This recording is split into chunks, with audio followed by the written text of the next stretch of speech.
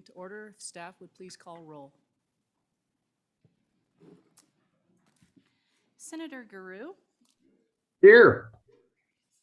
Senator Landon, Senator Salazar, Senator Schuler, Representative Banks, Here. Representative Haroldson, Here. Representative Jennings, Representative Knapp, Representative Newsom, Representative Sweeney, Representative Williams, Here. Representative Winter, Co-Chairman Ellis, Present. Chairman Flintner. Here. Thank you. Well, welcome everybody to our first 2022 interim meeting, and we want to thank the Wyoming Game and Fish Department, particularly the staff at Dan Spee's Fish Hatchery, for the most incredible tour of their facility this morning. It was phenomenal, and for those of you who could not make it, I'm sorry you missed it, because it was really a terrific experience, and our hat is off to you, Director, and to your tremendous staff as always. Thank you for that. We appreciate it. So we'll get started right off the bat with you, Director, if you would please join us. And speaking of fish hatcheries, you'll give us an update, I guess, on our state fish hatcheries and our rearing stations. Thank you, Madam Chair. And I think that certainly we appreciated the opportunity to host you all this morning and to let you take a look at one of our premier hatcheries in the state and to get a good overview of hatcheries and fish production around the state. As we, in summary of what we saw this morning, I think some of the takeaways that we certainly talk with folks about is the fact that fish hatcheries are really all about water and water sources, and you can't have them just anywhere. It's really important to find good sources of water. In Wyoming, we have a high demand, and so being able to have these kind of facilities, 10 of them around the state, to be able to produce fish for the angling public is really important, because while we have some great native fisheries around the state, not all of them are capable of self-reproduction and being able to sustain themselves without help and supplements, and especially in regards to a lot of our large reservoirs. Those are almost entirely, hatchery-raised fish. And so, the other thing that I think is maybe a little bit more substantive, and I had a lot of side questions from members of the committee here about that I thought I would use this time for, is to talk a little bit about this whole idea and this notion of looking at exploring a warm, cool water expansion of the Spee's hatchery in order to be able to raise our own warm, cool water species like walleye, crappie, sunfish, catfish, and currently we trade eggs that we are able to produce at our hatcheries across Wyoming with other states, and in exchange for that, that's where we receive those fish, the largest bulk of those being walleye. As many of you in this room know, walleye is a very popular sport fish in our state. There's a lot of folks that want us to have more walleye fisheries across the state and more walleye in our lakes. And so, this committee is very well versed in the whole aquatic invasive species issue.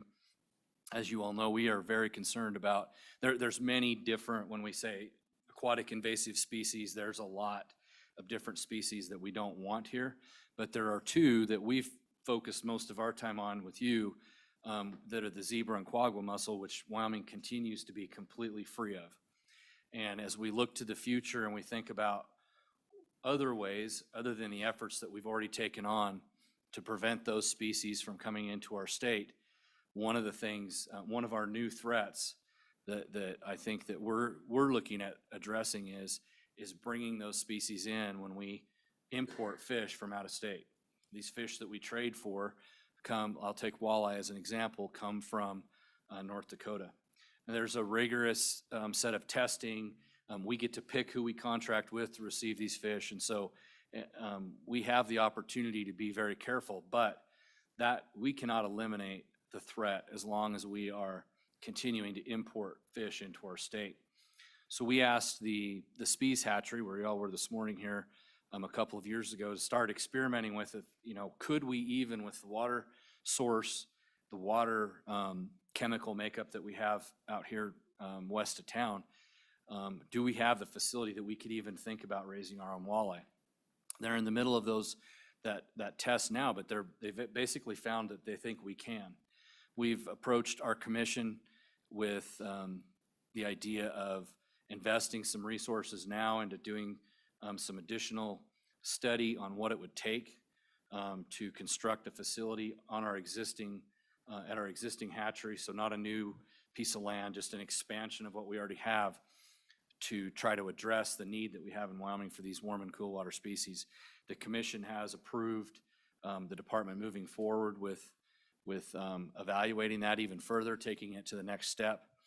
And, I think that if we determine that this is possible, feasible, we will be approaching, I would say within the next year, we'll be approaching our commission with a proposal to do some kind of an expansion to try to meet this need.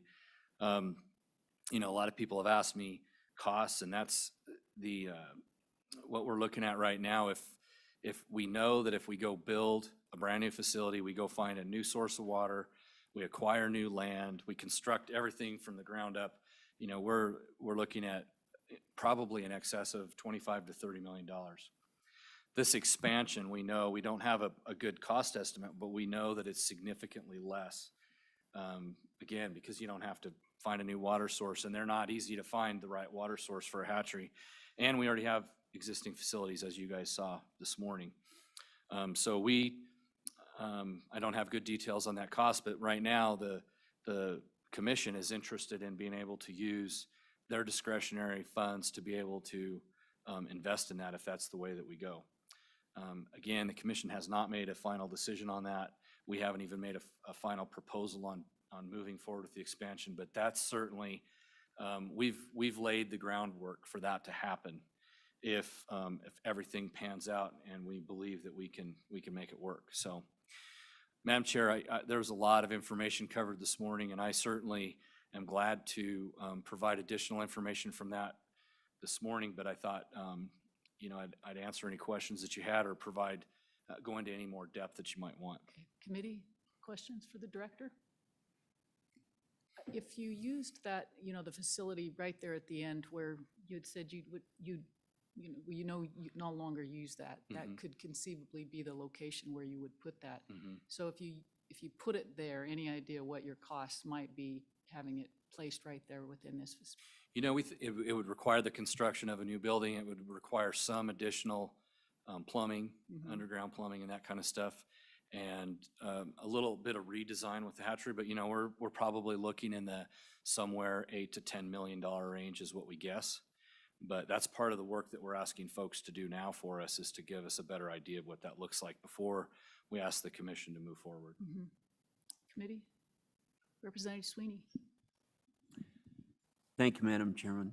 So, in having listened to the commission meeting, I caught most of that presentation that was discussed in Lander. And then after seeing the facility today, it really becomes apparent that the future lies that way, that we're raising our own versus potentially getting an impact from aquatic species that we don't want. So do you not believe coming to the legislature might not be the best route? Or I know I'd be hesitant probably because of the way the legislature typically treats game and fish, but does the commission have thoughts on that at this point? Director. Madam Chair, Representative Sweeney. Well, first of all, I'll tell you that certainly from my perspective here, since the point in time when we transitioned completely away from the general fund, the opportunities we've had to work with the legislature have been very good, and I wouldn't characterize anything negative about the way that the legislature's interacted with the Game and Fish Department. I'm proud of the relationship that we have, and I think it's strong. We obviously spend most of our time with this committee, but we also spend time with JC, and those interactions have been exceptional as well. I think that right now, if we're looking at strictly an expansion and a lower cost option, I think the commission is interested in kind of in line with what we've done with other capital construction, with sticking with commission dollars, commission funds, sportsman dollars to fund a project like this. In the past, it's noteworthy. Before we were off the general fund, I mean, almost all of our large-scale capital construction we came to the legislature for, and we have many of our buildings around the state, many of our fish hatcheries that have general fund investments in them. I believe the last was in 2012 in a fish hatchery, and in a building was somewhere in that time frame. But you know, almost 10 years now, we haven't relied on that, and we've had some really good things happen with regards to our abilities being away from the general fund to operate a little bit more autonomously and with some good revenues that we never would have predicted. Things like Pittman-Robertson, things like increases in fishing license sales, non-resident preference point sales have gone, with the demand, have gone extremely high. So we're in a position right now financially where we've been able to create a savings account that we can spend on these kind of expenditures. This is a tall order at 8 to 10 million. It's not like we have those funds sitting there today to go do that, but if we plan for it well enough, I think that we can make that happen. And Director, if there were an invasive species breakout, you've estimated those costs could be in the millions as well, right? Madam Chair, absolutely. And, you know, and I think that when you're talking about exercising a rapid response plan to eradication's probably not an option with zebra and quagga mussels, but to contain it and to take all the steps necessary to keep it in whatever body of water it's discovered in, it is in the millions of dollars. And I've had a little bit different thoughts on that. I've talked with this committee about that before. You know, an aquatic invasive species infestation in Wyoming has an impact on essentially everybody in this state. Everybody uses water. And so I think that those costs, if that were to happen, should be borne by a much broader base than just the boaters of Wyoming or the sportsmen of Wyoming. And thanks to the legislature, you know, last year you did provide discretionary emergency funding to the governor to deal with a wide range of different types of emergencies. I think this would fall into that. And I feel like right now that concern of ours has been addressed by the actions you took in this past session. Okay, thank you, sir. Yes, Representative Haroldson. Thank you, Madam Chairman. Director Nesvik, so we've talked about walleye being one species of warm water. Have we talked about any other? And then with that, I'll throw a second on there. Have we done a cost analysis of like how long-term will we be money ahead in an X number of years by not bringing these fish out of, say, North Dakota and raising them in our own watersheds? Yeah, Madam Chairman, Representative Haroldson. So to your first question, yeah, we have looked at basically all the cool warm water species that we currently plant in Wyoming. So black and white crappie, catfish, sunfish. What am I missing? And there's a couple others. Bass is another example. And so we've looked at all those, and yeah, we're doing testing on those species as well. Not every single one of them, but we're inching that direction. And then as far as the costs go, you know, right now we're trading eggs that we produce here for those fish. There's not a lot of cost other than transportation and stocking costs. So there would be an additional cost if we expand this facility. The other advantage that I didn't mention about expanding on the existing property is that the need for personnel, if you expand where we already have a footprint, is significantly less than starting up an entirely new hatchery. And so, you know, there would be a cost to it. It would be in addition to what we spend right now. But I think it would be mitigated by doing it on existing property or on an existing facility. Thank you. Yes, Senator, Vice Chairman. Thank you, Madam Chair. Yeah, this is a question that I had just out of curiosity. It came up a few weeks ago in revenue. We started talking about the state and how we have to fund housing. for various agencies. And I just was wondering, as I was driving out today, it, the housing that you provide there, which it sounds to me like after hearing the presentation is definitely needed to have people on site. Is that through your fund, or is that funded by the state? Director? Madam Chair, Senator Schuler, yeah, those facilities are maintained, purchased, rebuilt when needed, all on Game and Fish Commission dollars. Thank you. Thank you, sir. All right, I lost my screen. We'll move on to hard-to-draw deer, elk, and pronghorn hunt areas. And Representative Haroldson, this was your interim study topic suggestion, and then Director, are you also going to be providing some background information on this? Absolutely, Madam Chair, whatever you need, and I've got some thoughts on it as well. Representative Haroldson and I've talked about this previously, so. Okay, go ahead.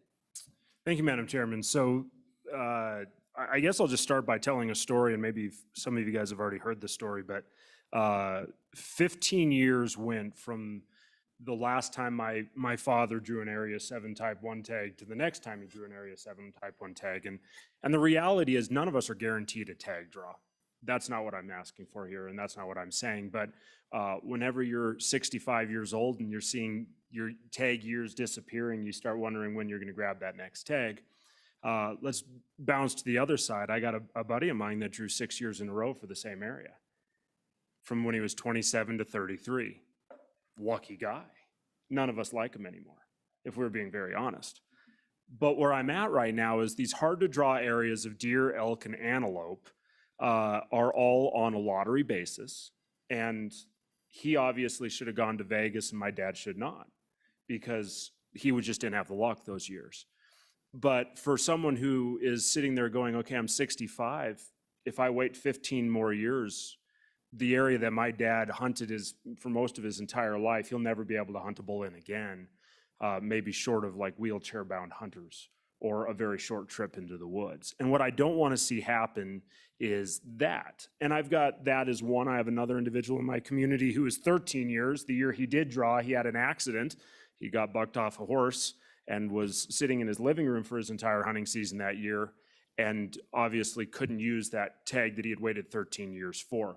So what I'm wondering is the possibility of moving it into a situation where it'd be a delayed draw. So if you drew I'm going to use that 7-1. If you drew that 7-1, there would be a delayed period of time until you could apply for a drawing area elk in the state of Wyoming again.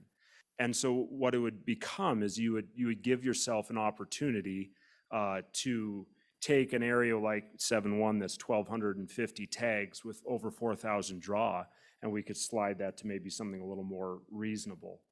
So like this year, if I do draw my tag, then I would not be able to draw again for 3 years or something of that nature. And it'd have to be decided. We'd have to go through all of the different figuring out of what that looks like. And if this is a deal where you are not allowed to go into any drawing for a period of time, or if it's just a certain area that you've already drawn in, or we'd have to talk about those things. But I just believe we're at a point where we could clean up a drawing system that is luck of the draw, but seems to be some people just get luckier than others. And we could bring that guarantee maybe a little more consistently. Without going into preference points, without going into those things, which I know at least hunters in my area are very much against.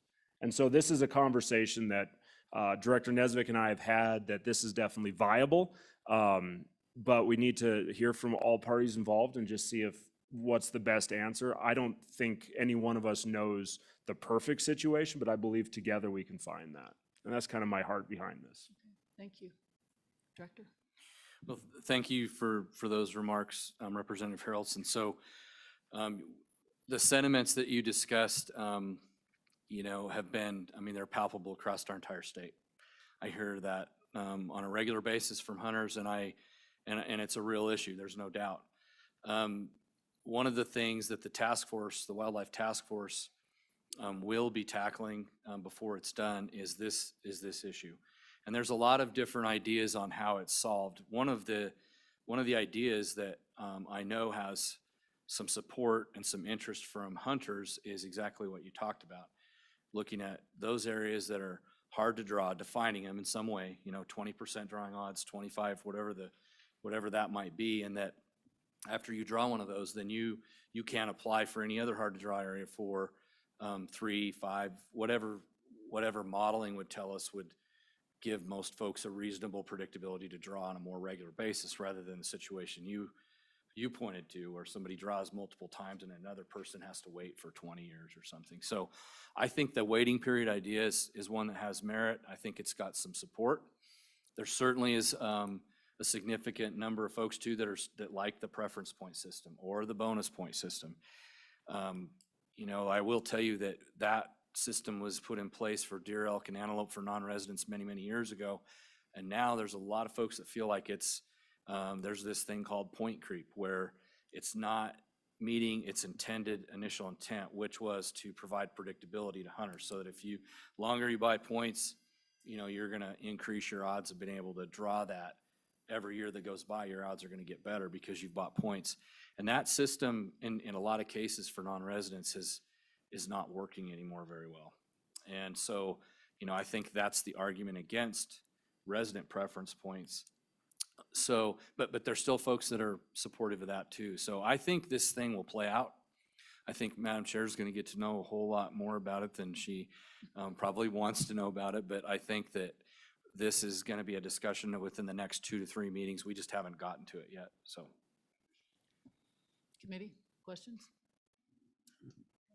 Oh, Representative Banks. Madam Chair, Representative, do you, and maybe I missed this, do you envision it for resident and non-resident, or just resident licenses? Thank you. Madam Chair. Representative Banks, so this would just be talking about the residents. The non-residents is already regulated under a preference point system. So this would be non-resident, and it would only be for hard to draw areas, not general and the hard to draw is something we probably, like you said, would have to be defined, because it all depends on who you ask what hard to draw is. If they didn't draw it one year, they consider it hard to draw. Well, maybe they just were the 10% that wasn't lucky that year. I mean, so we need to make sure and define that so we don't lock the whole state down from people being able to hunt it. But I think that there's definitely viability to that. Thank you, Representative Haroldson. All right, moving right along. all right. Elk population management. All right, Madam Chair, I'm going to turn this over to a gentleman you all know, our Chief Game Warden, Chief of Wildlife Division, Mr. Rick King. We have heard from folks that have come both to our local offices and our local wardens, as well as to the Wyoming Wildlife Task Force, as well as the Game and Fish Commission, and a lot of our just personal interactions, that there are some significant concerns from ranchers around our state, probably more so in the eastern part of the state than others, with elk population management. And there's some real challenges with that. And so we've taken this issue on, we've discussed it with our commission, and I'm going to have Chief Ging just give you an overview of where we're at, and I'll come back and fill in anything, and we'll both take questions on anything that you might have. Very good. Welcome, Chief King. Thank you. Morning, or good afternoon, Madam Chair. Thanks for the opportunity. As Director Nesvik mentioned, we've certainly heard a lot from constituents, private landowners, and others about elk damage concerns on private property, and I'm sure many of you have heard from your constituents as well. And so we've had the opportunity to visit with the Game and Fish Commission, and the commission has provided the direction, has provided the department some direction to tackle some of these damage issues. But what I thought might be helpful today is to step back a little bit and talk about elk in general, some of their behavior and our management strategies, and then get to the direction that the commission's given us. So as many of you know, elk are really a pretty amazing species. They're highly sought after by hunters. We have a high demand for elk hunting in the state, and we provide a lot of great hunting opportunity. But elk, by their nature, are kind of a unique animal in that they're very adaptable. They have a flexible diet. They can survive on about anything. They can fill their bellies with dry, rough grass or the best of the best and do just fine. They're really flexible in their behavior, in that they're not particularly stuck in one location. They'll pick up and move, and they're also very responsive to pressure. So if you put a lot of hunting pressure on them, they're willing to pick up and move and find a place where there isn't any hunting pressure. So all that plays into our ability to manage elk, and what we find ourselves in is in a spot where it can be really tough to manage elk, especially on private property. A little more in the way of background that I think is useful, or at least interesting to me, is that back in the 1800s, late 1800s, early 1900s, just as the state was joining the Union, our elk populations were nearly wiped out. Unregulated, unmanaged harvest had really taken a toll, and elk were just found in one corner of the state, essentially in Jackson Hole and in Yellowstone. The state underwent efforts to restore elk populations across the state during that time frame.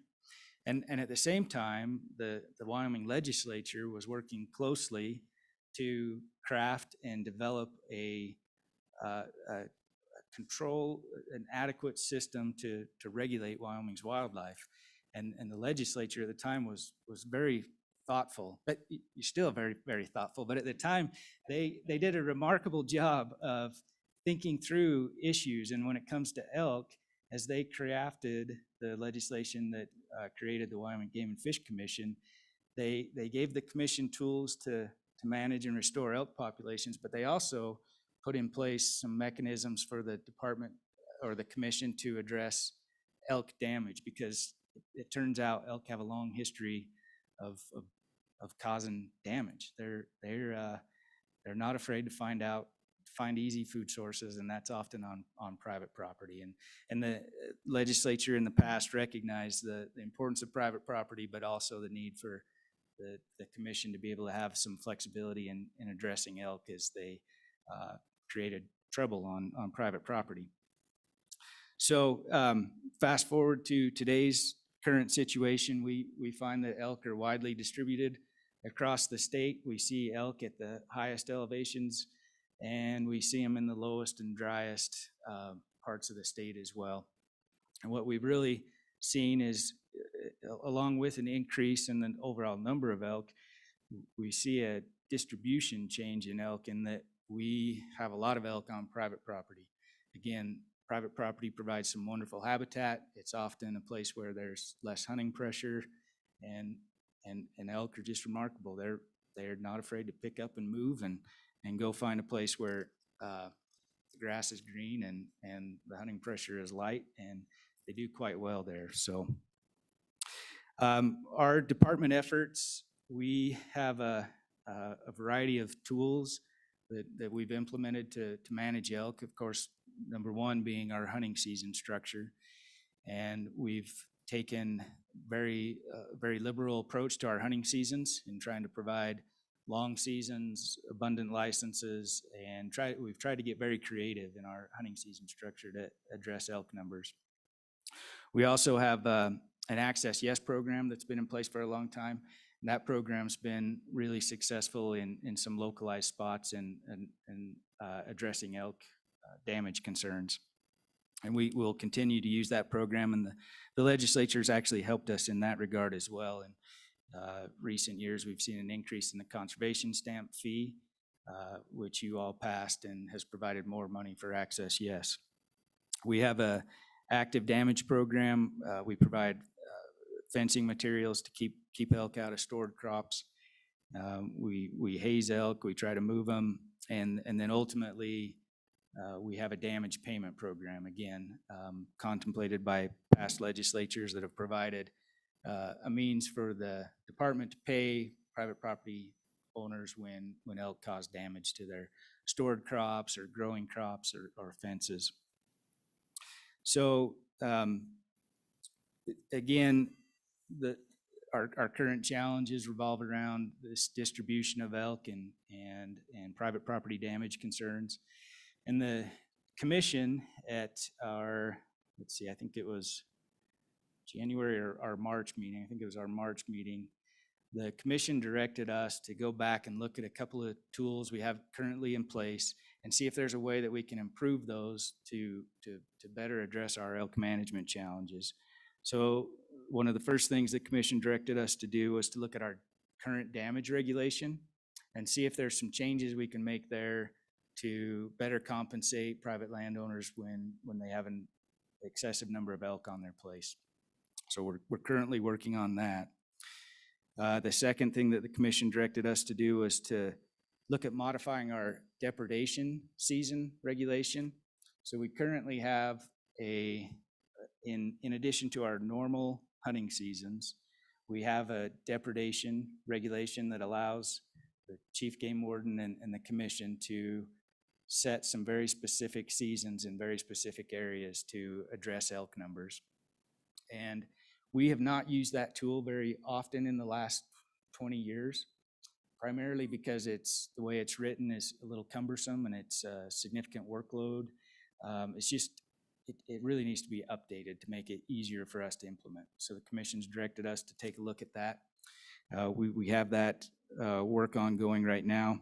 And then, of course, we continue to look for any and all access opportunities that we can and try to find whatever means we can to find additional access for addressing our elk management concerns. So the two regulations that I mentioned are damage regulation and our depredation regulation. We are going to take those out for public comment this summer and then present those to the Game and Fish Commission in September. Chief, are those commission changes or would those be legislative changes? Yeah, Madam Chair, those are regulation changes. Okay. So statutory authority is already in place and Okay. and the commission just needs to modify and tweak those to make them more effective. Thank you.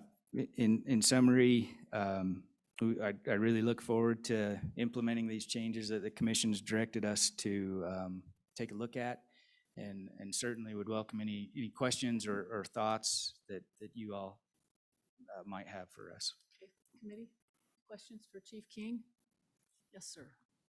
Senator Landon. Thank you, Madam Chairman. Chief, I appreciate your thoughts today. I've gone back and forth to the Western Mountains a lot over the past few years, which is where I grew up. And it just feels like things are a little bit different now. And you touched on the fact that some of these elk populations are spending a little more time on the lowlands. Is that in part driven by the fact that we have so many predators that are driving them out of the mountains, or have you seen that kind of behavior shift? Is it too early to really say that? I mean, I'd love to hear your thoughts on what's going on with our elk. Chief?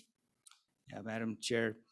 Senator Landon, I think in Western Wyoming, we've certainly seen elk populations that have had to respond to an increased suite of carnivores out there. We have a full suite of carnivores on the landscape these days with wolves, grizzly bears, mountain lions, black bears.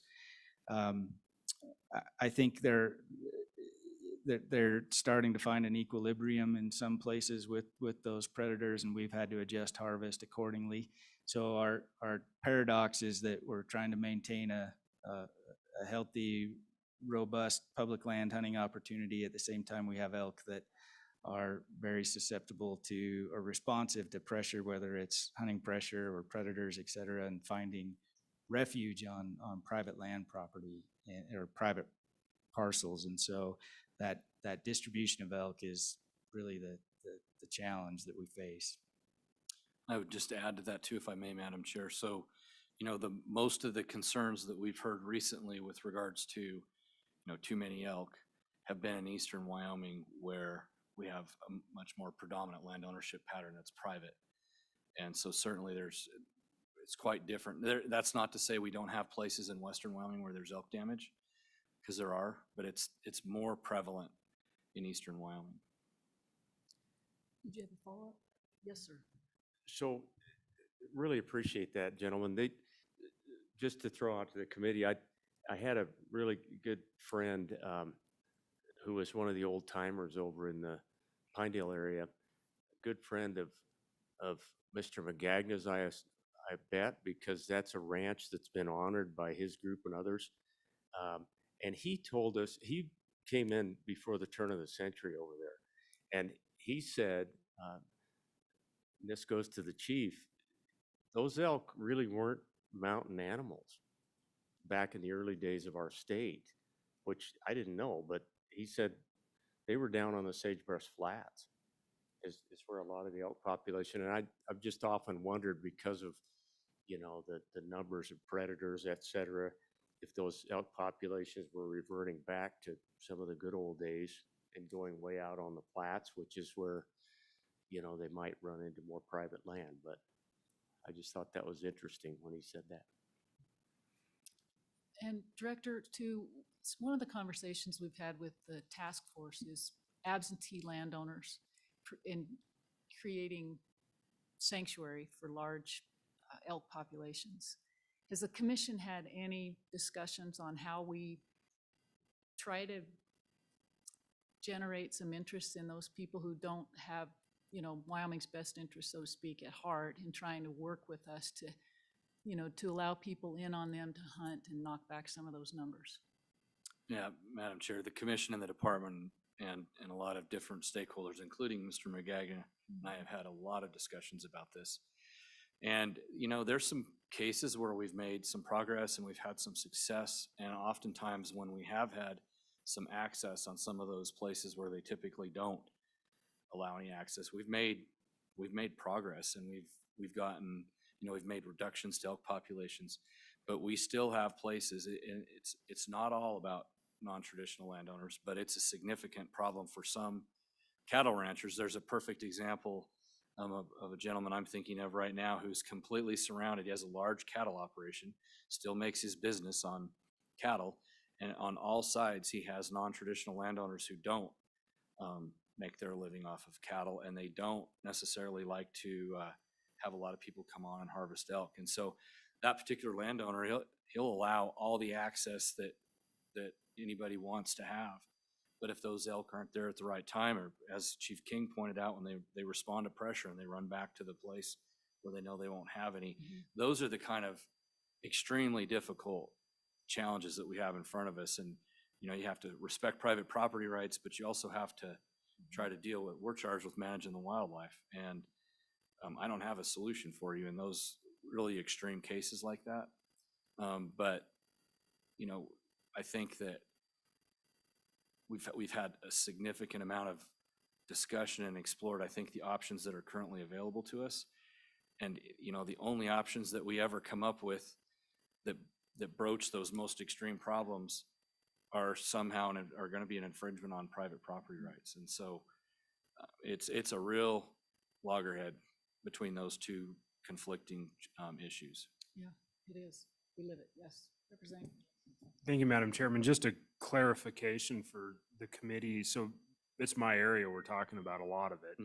And so up in the northern part, you get Jackson in that country, you get the migration, where you will get thousands of head of elk that will migrate down into the wintering ranges. The majority of those wintering ranges are public land, and they are dedicated for elk to eat on. Our area, we don't get the migration, but we get the ball up. So in September, you go out with your bow and you're gonna find elk in 20 to 50 head units, where a bull's running his cows around and satellites around him, and that monarch structure of the elk, which is gorgeous. But mid-November, we go from groups of 20 to 30 to groups of 2,000, 3,000, 5,000.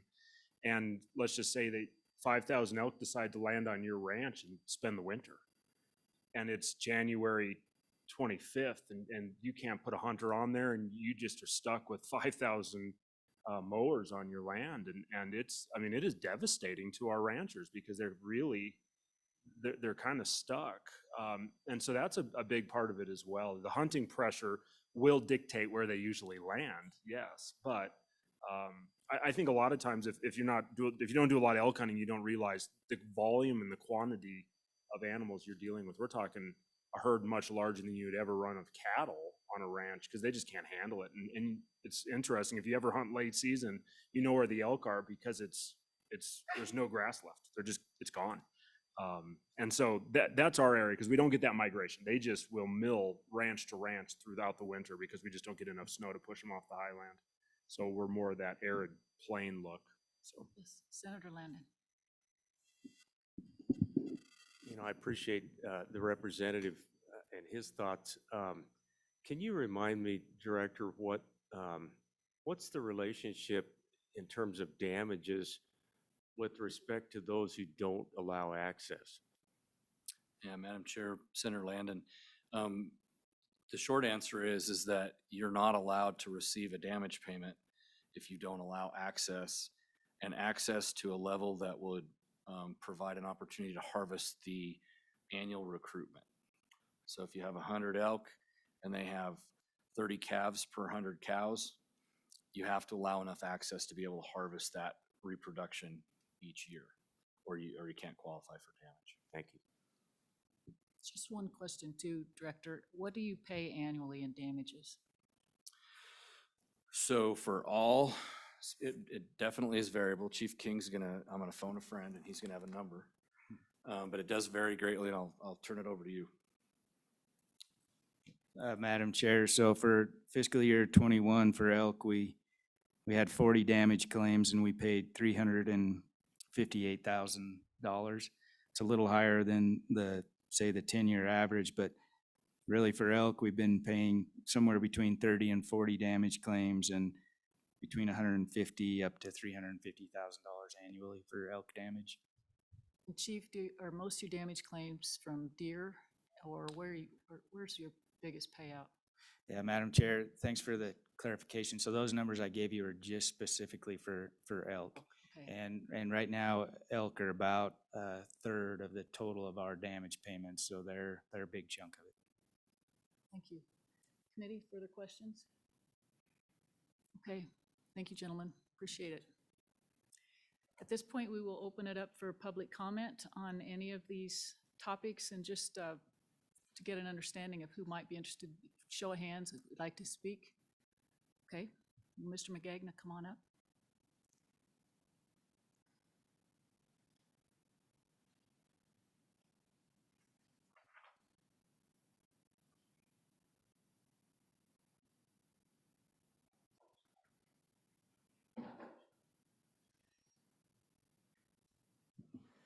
Madam Chair, members of the committee, Jim McGagnon with the Wyoming Stock Growers Association. Appreciate this opportunity and appreciate the committee taking up this topic as one of your interim topics.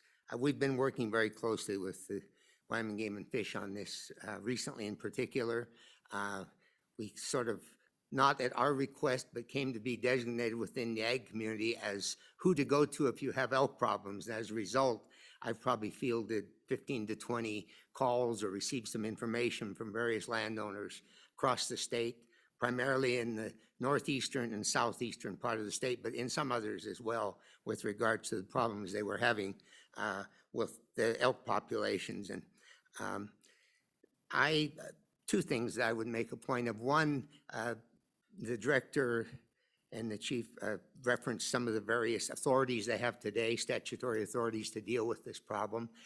The thought process with all of those is damage. And that works, I believe, relatively well with damage to improvements on the land, fences, water developments, et cetera. It works relatively well with damage to growing crops. But when you're talking about just grazing out on the forage, I think it's not helpful to us to necessarily think of that as damage. I mean, there's X amount of production in a given year, less than, unfortunately, in these drought years. And the question that comes to my mind is, what percentage of that forage is it reasonable to have consumed by elk, if you have elk on your property, or any wildlife for that matter, versus the amount that's available to you to run your livestock operation? And I think that's where we're seeing the problem. The current statutes and the regulations of the commission refer to extraordinary damage to grass. Well, at what point does it become extraordinary? That's not defined in statute or regulation. And so we're trying to focus a little more on how much forage should I reasonably be providing.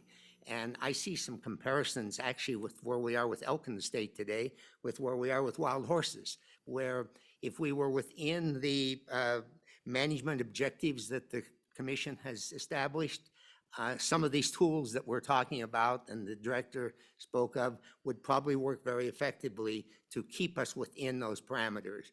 But for a number of reasons, not certainly all of the fault of the department, in some areas those numbers have gotten so far beyond what would be a reasonable population to have in those areas that our concern is that the tools that are available today just may prove to be totally inadequate to be able to get down to those levels where sound management practices will move us forward into the future. And you know, some of the examples that I've had, particularly from in Representative Haraldson's area and some from up in northeastern Wyoming, where ranchers are calculating that the elk are consuming 30% or more of the forage annually on their private property. And they've actually had to significantly reduce their livestock numbers beyond what they would otherwise be operating in order to accommodate the elk without doing damage to the long-term damage to the property. So that's clearly a serious situation when it reaches that. And we want to work with the department, see what they're able to come up with in regulation, but I also thought it was important to have this issue in front of this committee, because it may be that we find out that in order to address those situations when the numbers are as large as we're hearing, that we need some tools that are different than the tools that the department certainly currently has available to them. The other thing that I would mention is, you know, certainly the focus has been on private lands, but again, even on public lands, and in some areas of western Wyoming, if the populations far exceed those management objectives that the department has, the amount of forage being consumed on public lands will necessarily, and has in a few cases, led to the Public Land Management Agency determining that permitted livestock numbers needed to be reduced because of the impact on the public lands. So even in those areas, we need to be sensitive to, there are some parameters. They may be different than on private lands, but their parameters still need to be addressed. So I think that is the general way this problem lays out. Would have been much easier if we had sat here and talked about this perhaps 10 years ago, but we are where we are.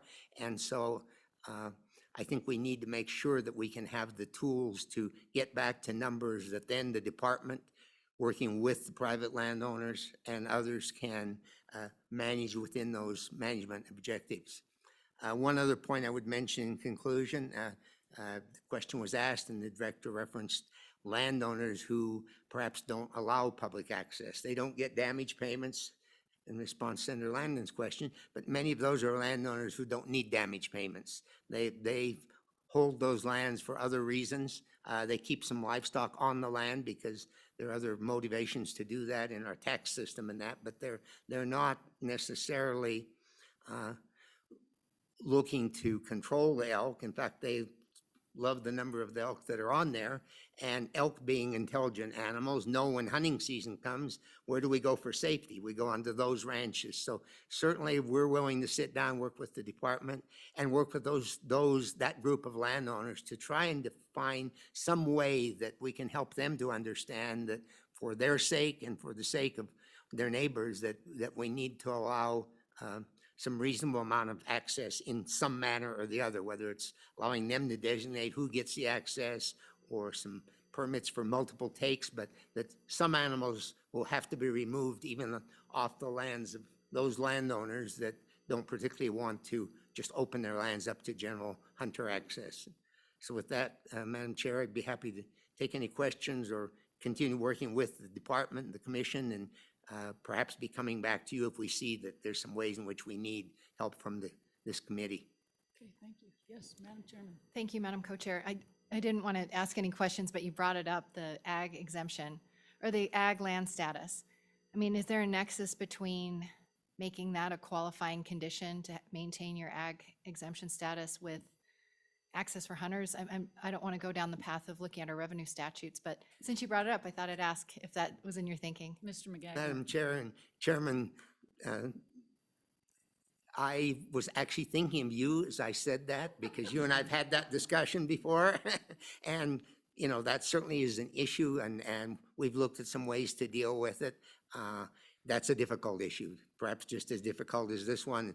Happy to continue that discussion, but probably not the path we want to go down today. Senator Grew has a question from Jackson Hole. Thank you, Madam Chair. And first, I'd like to apologize to everybody on the committee for not being there.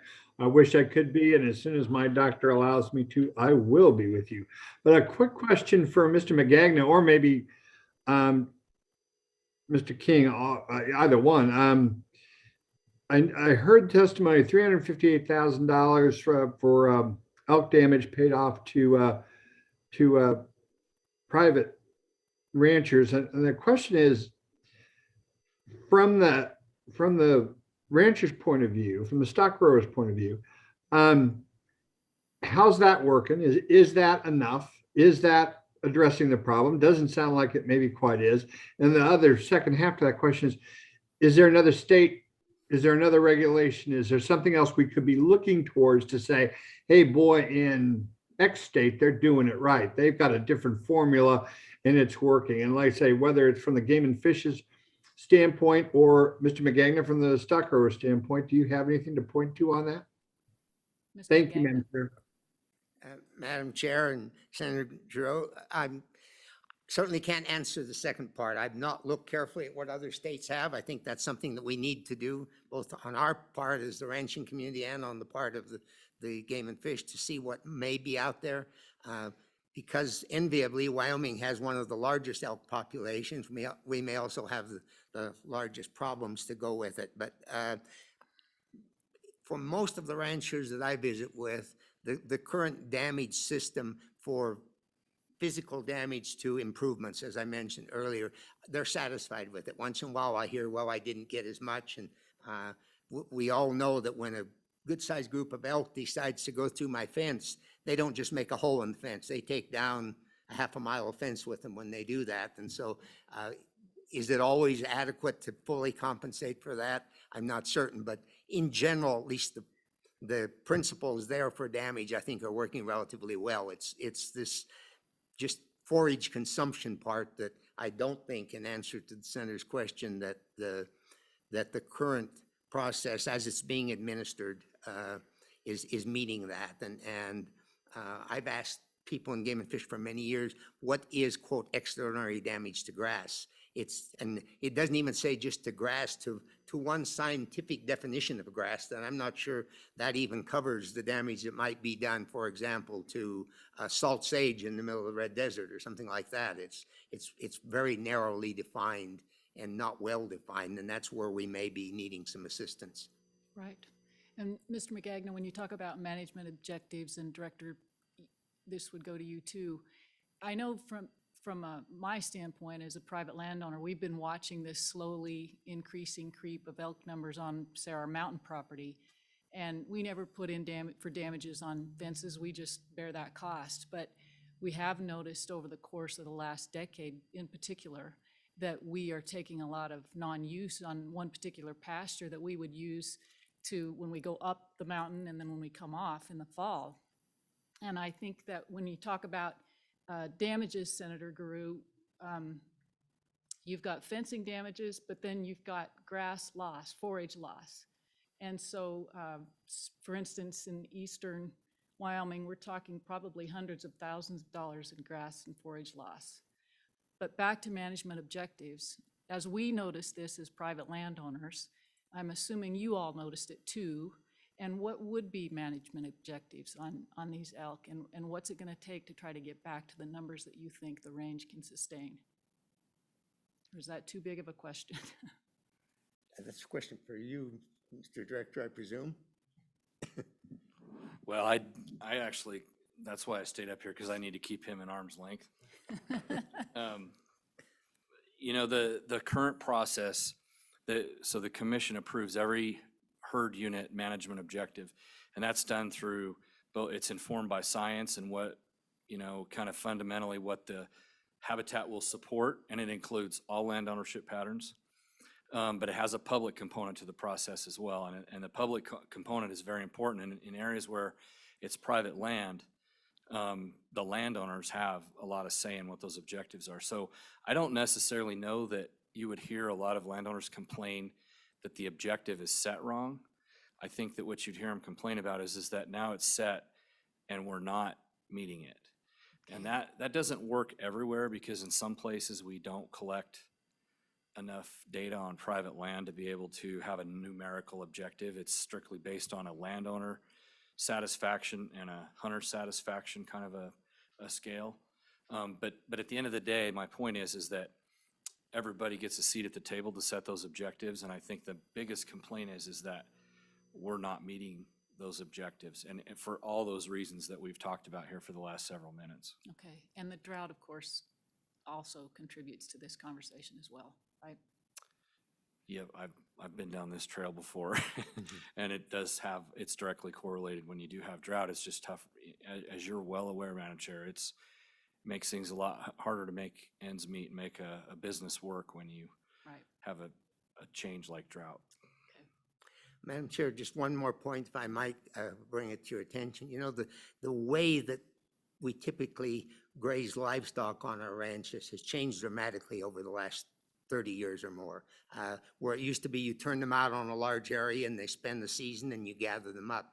Now, more and more, for soil health reasons, for productivity reasons, ranchers are adopting more controlled, more rotational pastures, resting pastures, things like that. And I hear a lot about that because in my rotation system may dictate that in 2023, this pasture shouldn't be grazed until November.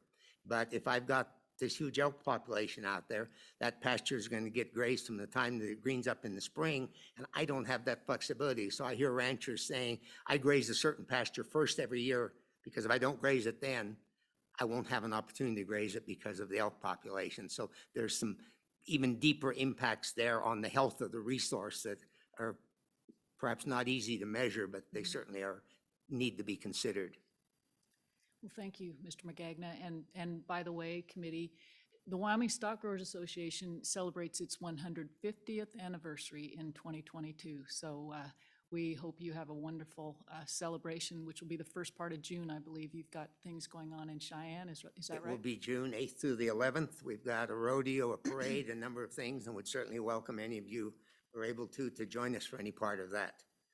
We're happy to have been around for 150 years, and we're really focused now on creating the opportunities in our industry so that there will be a 200th and beyond as well.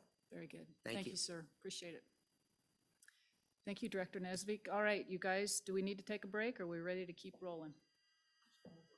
Yes, Senator Landon. So, Director, and thank you, Mr. McGagna, for some good thoughts. To kind of pick up on where we were headed with the conversation, I wonder if we've looked under every rock for any leverage points that we might be able to help the department with, help the stock growers with, to reach out to some of these folks that have come in and shut the gate behind them and really don't live up to the ideals that we've always enjoyed in Wyoming. And I'm just not sure what those would be, but I appreciated that was an interesting thought brought forth by the co-chairman. You know, those sorts of things I think are at least worth talking about to figure out how we can reach some of these folks. We've got a situation on the backside of this mountain that you're looking at right here, and we've got a private landowner that ties up 2,000 head of elk. So, you know, I just would like to encourage, if there's anything that you run across, Director, that maybe this committee or the legislature as a whole can help you do to get those people on board, I'd be all for it. Yeah, Madam Chair, Senator Landon, thank you. And I will tell you that, you know, some would argue that I may not always have the best judgment, but in this particular case, I would say that my judgment to not have Game and Fish enter into discussions on ag tax exemptions is probably a smart decision on our part.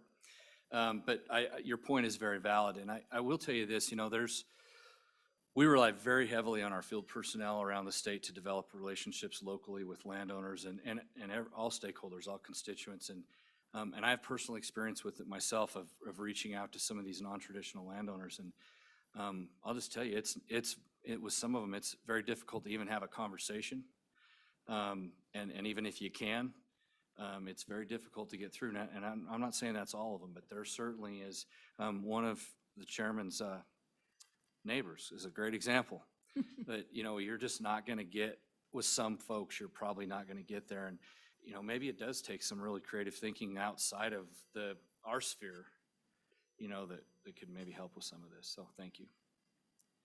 They're very insulated, some of these people. It's hard to get to them, and their management folks are amenable to it because we have reached out to them. But for this particular neighbor, I'm sure he's not interested in killing elk. Well, Madam Chairman, Lester Pape is who I referred to before, good family friend of Mr. McGagnon and so many people in the stock growers and the sportsman area. One of his sons ended up on the Game and Fish Commission, so that family well involved. And he always also said that those elk and deer were here a long time before we got here. So I always appreciated that about him. And that's most of the really amazing stock grower families in our state's history that I've run across all feel that same way. And it just, hopefully we can keep looking for ways that we maybe can get some folks on board and help them know that would help Wyoming as a whole. And it would make those populations more healthy anyway, so, All right. Well, I say let's keep rolling. Representative Jennings, did you have a question? Thank you, Madam Chairman.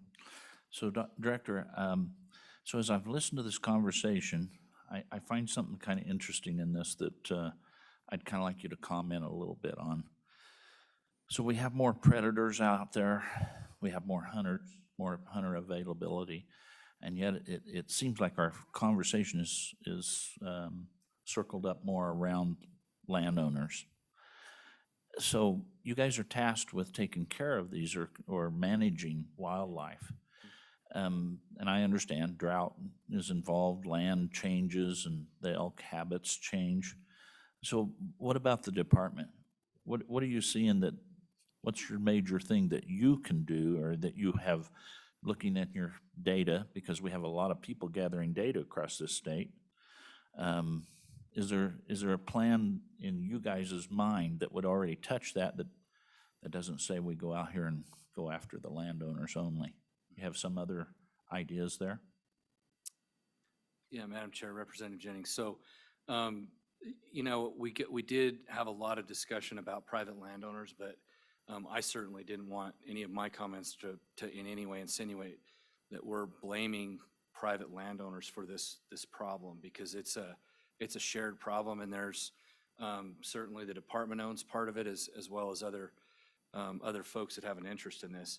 What the department has and our traditional tools that we can bring to the table is, we can issue licenses. The legislature's given us authority to issue the number of licenses that are needed to harvest the appropriate number of game to get to a certain objective. We have the ability that when there are too many, as Chief King talked about, and they create problems and they cause damage to private property, we pay them for that. We have opportunities to go and we invest hundreds of thousands of dollars every year into habitat improvement to try to encourage elk to use, and other wildlife as well, to use those places where they're not impacting other folks.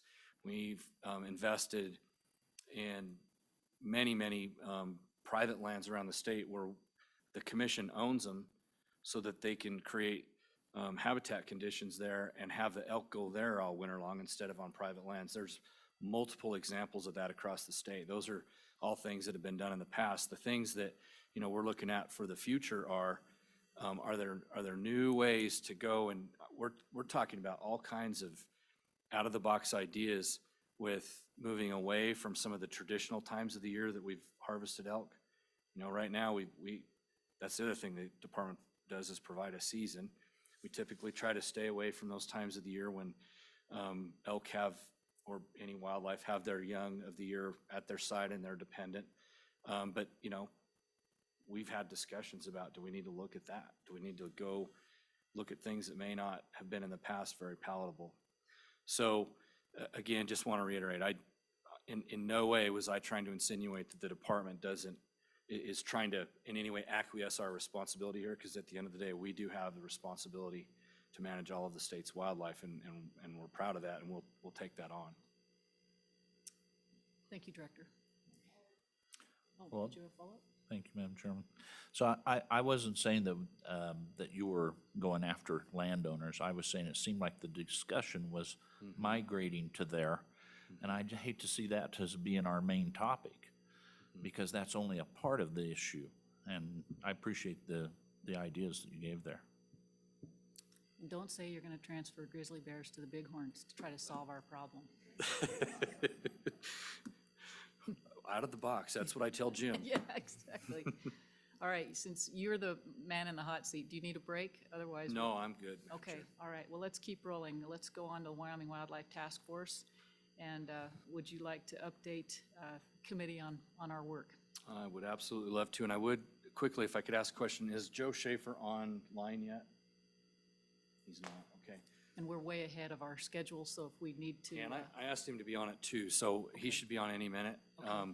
I think what I'll do, Madam Chair, if it's all right, is I'll run through a quick update, and then if we've got two major topics to tackle. If Joe's not on yet, I'll start with the second one, the Okay. whitetail deer, mule deer one. Madam Chair? Yes, ma'am.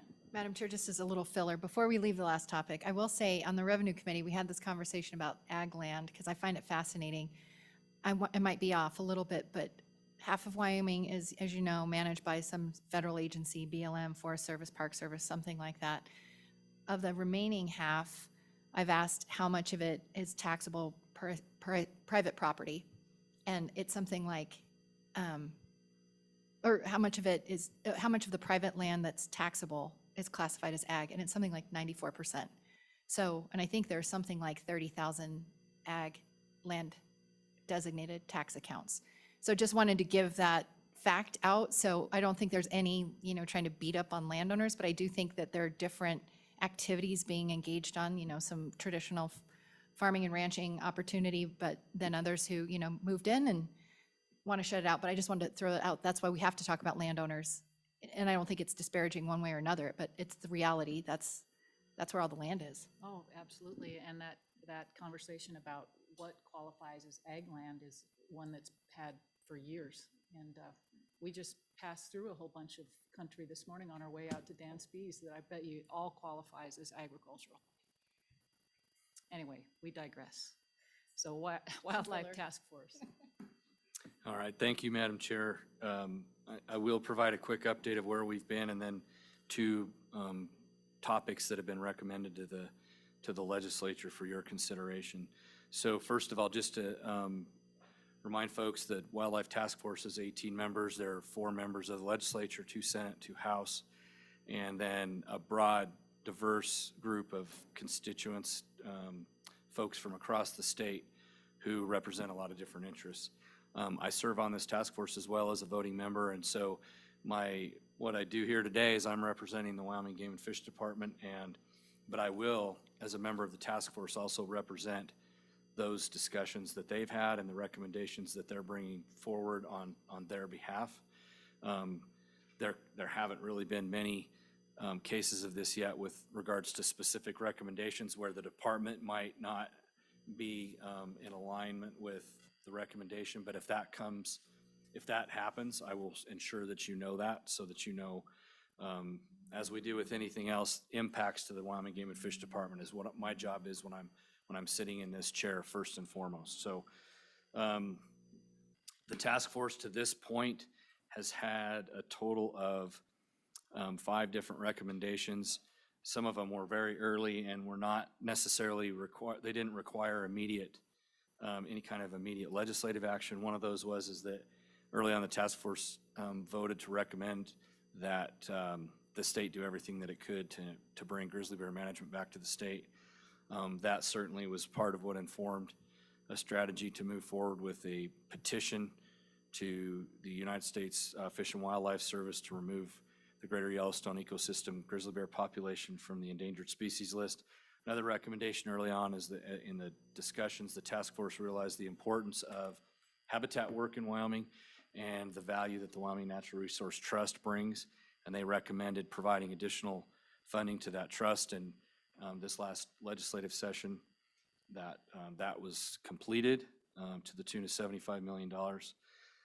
The task force has also, I'll cover the next two here after I run through a couple of other topics that the task force has dealt with. So there are still many issues that they have been grappling with, we have been grappling with, that we haven't come to any kind of resolution on. Many of these, we're seeing the intended purpose come to fruition here. The purpose of this group was to take a lot of these thorny issues and really take the time necessary to study them. This group is meeting every month, either 1 or 2 day meetings, and then doing a lot of subcommittee work in between. So it's extensive. There's hundreds and thousands of hours that have been invested into this thing to this point. And a lot of these things we're still wrestling with to try to find something that can come forward. Some of those issues are landowner licenses and how to deal with, is there a need to make an update there? The allocation of non-resident elk licenses, and if there's a need to change the very legacy model that we have there that goes back to the 80s. A lot of discussion about mule deer, and around our state there's grave concern for our mule deer populations and a real desire to see more mule deer, and at least a desire to arrest the continuing decline that we've seen across the entire West for the last 30 years. So those have been very healthy discussions. It's a very good group. They've found ways to work with one another, and it's been rewarding to watch that happen, even though there's days that it's just absolutely exhausting, I will tell you. And the co-chair can attest to that as well. So the two issues that I have here today on behalf of the task force to represent are one relating to preference points, our current preference point system, and the other related to changing the license fee type for the deer license. And again, Madam Chair, if I might, I'm just going to ask if Joe's on yet, and if not, I'm going Yes. to tackle whitetail deer. Dr. Schaefer, welcome to the TRW committee. Thank you, Madam Chair, members of the committee. Good afternoon, and thank you for letting me join virtually. It's a busy week. We've got pinning ceremonies and commencement coming up this weekend. So as you can imagine, campus is a little bit of a buzz, but thanks for giving me the opportunity to come share some comments. And Director Nesvik, do you want me to jump right in? No, I thought I would give a quick introduction of the recommendation and then ask you to kind of chime in with some of the modeling and some of the important facts that were used when we considered this. Does that work for you? Yeah, Madam Chair, Director. Yep, I will go whenever you're ready. So currently and the species that we're going to focus on here today are bighorn sheep and moose. And so currently, Wyoming residents and non-residents alike have the opportunity, this has been in place now since the mid-90s, to apply for preference points. And as you, essentially 75% of the licenses for those two species are allocated to those folks that have the highest number of points. And then 25% of those licenses are allocated completely randomly to everybody who applies. What the initial intent for this was to provide some predictability, number one, so that you knew if you got into the system that at some point in time you were going to have the opportunity to draw. And then secondly, to work towards the fairness issue that Representative Haraldson talked about with other license types, so that somebody couldn't, there were cases where people drew 3 bighorn sheep licenses before somebody else ever drew one. So these preference points went into place. They worked effectively for many, many years, but a lot of the discussion at the task force and a lot of the data that we've evaluated would indicate that this system is destined to fail at some point in time. First, and Dr. Schaefer is going to talk about this extensively, but the average age of the sheep hunter in particular is getting older and older and older because the number of points it takes to draw a lot of these areas, it continues to increase. The max points now that you can have is 26. That's how many years we've been doing this. And the modeling that Joe's going to talk about will show over the long haul what that really would mean if we keep the current system in place. Essentially, we could end up in a position where we have a bunch of 80-year-old bighorn sheep hunters, and those are the ones that are drawing. And so the other thing that I think we will see, and that was definitely part of this discussion, part of the recommendation, is that there are folks still in the system now that probably have some pretty good predictability if they're in the top 4 to 5 tiers, but over the long haul, beyond those top 4 to 5 tiers, it really gets very, very messy. So at the end of the day, the recommendation from the task force is that the Wyoming legislature adopt a bill that would transition our current system, which is a preference point system, into a bonus point system, and actually a weighted bonus point system. What that would look like is that essentially those folks that currently have preference points, those would be converted into bonus points, and then the draw would be completed completely random. There would be no more draw for just the top point holders. It would be completely random. But to reward those folks that had been in the system the longest, the number of points, bonus points that you held would be squared. And so if you had 10 points, you would go into the draw with 100 chances to draw a license. Whereas if it's your first year, you'd go into the draw with 1 chance. And some of the data that Dr. Schaefer will show you will give you an idea of what that would do over time. The other part of this recommendation is that any bill that was to go forward would allow a delayed implementation for those folks that are in that window right now that probably do have some predictability, the top 4 to 5 brackets that are right, they're getting very, very close. If they stay in, they're gonna draw. That's how the task force chose to tackle this issue, to deal with those particular group of people that have got, for non-residents, they've got thousands of dollars invested in those points. So with that, Dr. Schaefer being on the task force has been a tremendous value. He's a sportsman himself. He hunts in multiple states, so he kind of knows how it works other places. And he also has a pretty good resource at his fingertips with a whole bunch of students at LCCC, eager young learners who are a heck of a lot smarter than me, who know how to do some really cool modeling. And so he enlisted them to help with this, and I'll kick it your way, Dr. Schaefer. Go ahead, Dr. Schaefer. Yeah, thank you, Madam Chair, members of the committee. Again, Joe Schaefer. My day job is working for a wonderful community college, and one of the things I'm passionate about and get to do on the side, I suppose, is work on great efforts like this task force for the wonderful opportunities that living in Wyoming provide for a hunter and a fisherman. So I think Heather was going to pull up a slide deck that'll help me kind of walk through the data. Or I can share my scope. She's got it. Perfect.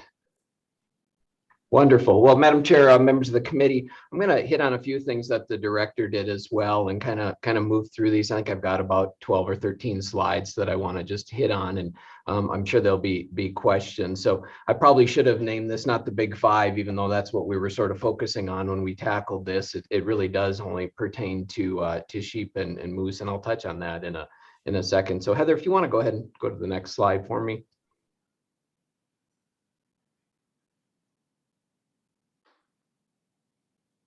Perfect.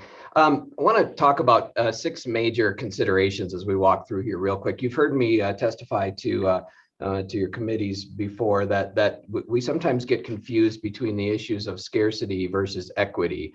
And they're two very separate considerations. As the good director said, one of our first recommendations out of the task force was to actually fully fund the Wyoming Wildlife Trust Fund, recognizing that one of the best things we can do to resolve these other issues is actually increase the numbers of the most desirable game populations, moose and sheep in this case.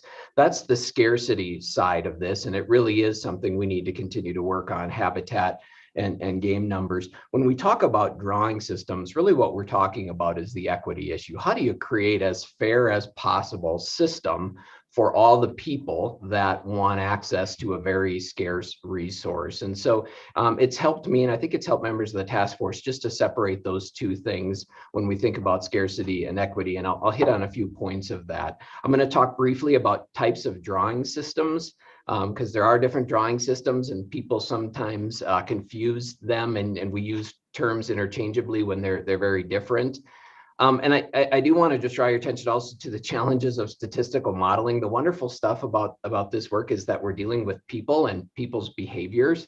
And as you try to predict what people are going to do when they apply, when they enter, when they stop applying, what unit they apply for, you have to take in a whole bunch of assumptions that make it really, really challenging to say with any certainty, this is exactly how things are going to work. Human behavior in this case is just hard to understand at times. And I might even go as far, because we're so passionate about this, that sometimes our behavior is non-rational with what we choose and what we do. And so there are some challenges with doing the modeling.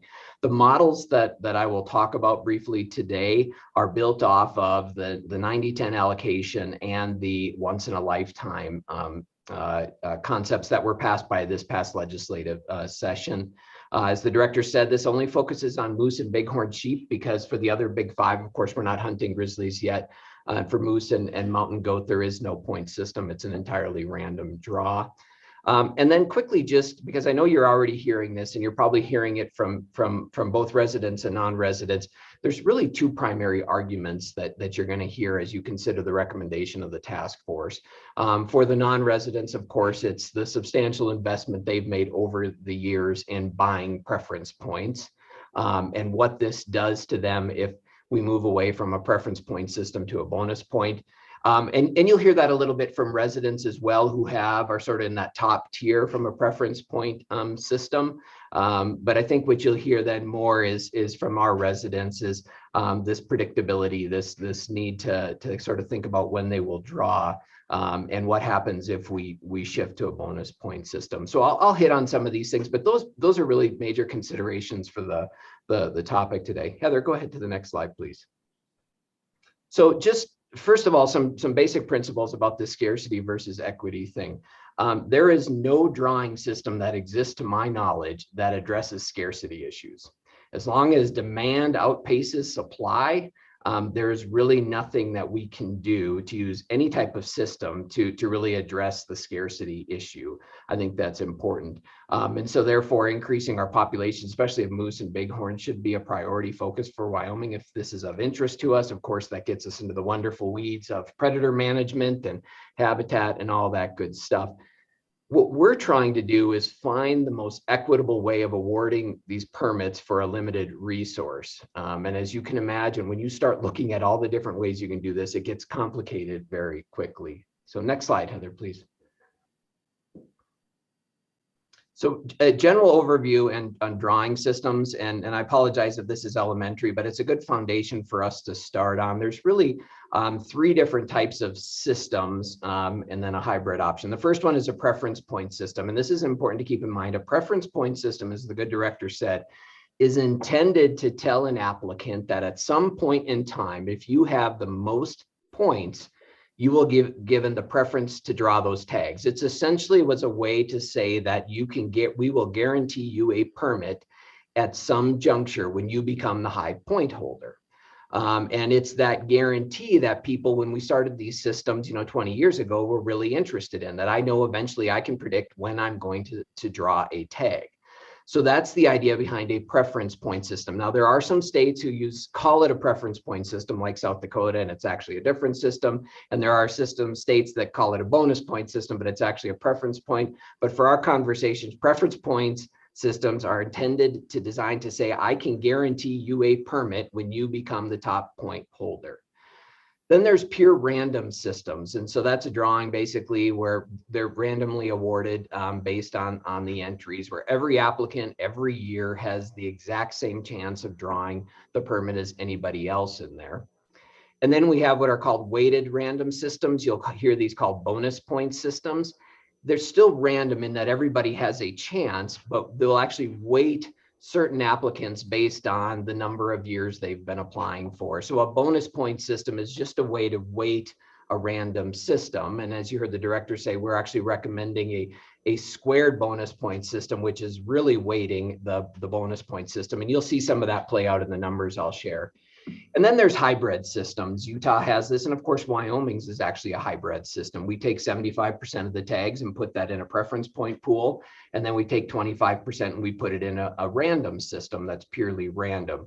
And you'll see a variety of mixes across the West on how they use and actually create these hybrid systems for drawing. So preference point systems, essentially, at some point in time, will guarantee you a tag if you have the most points.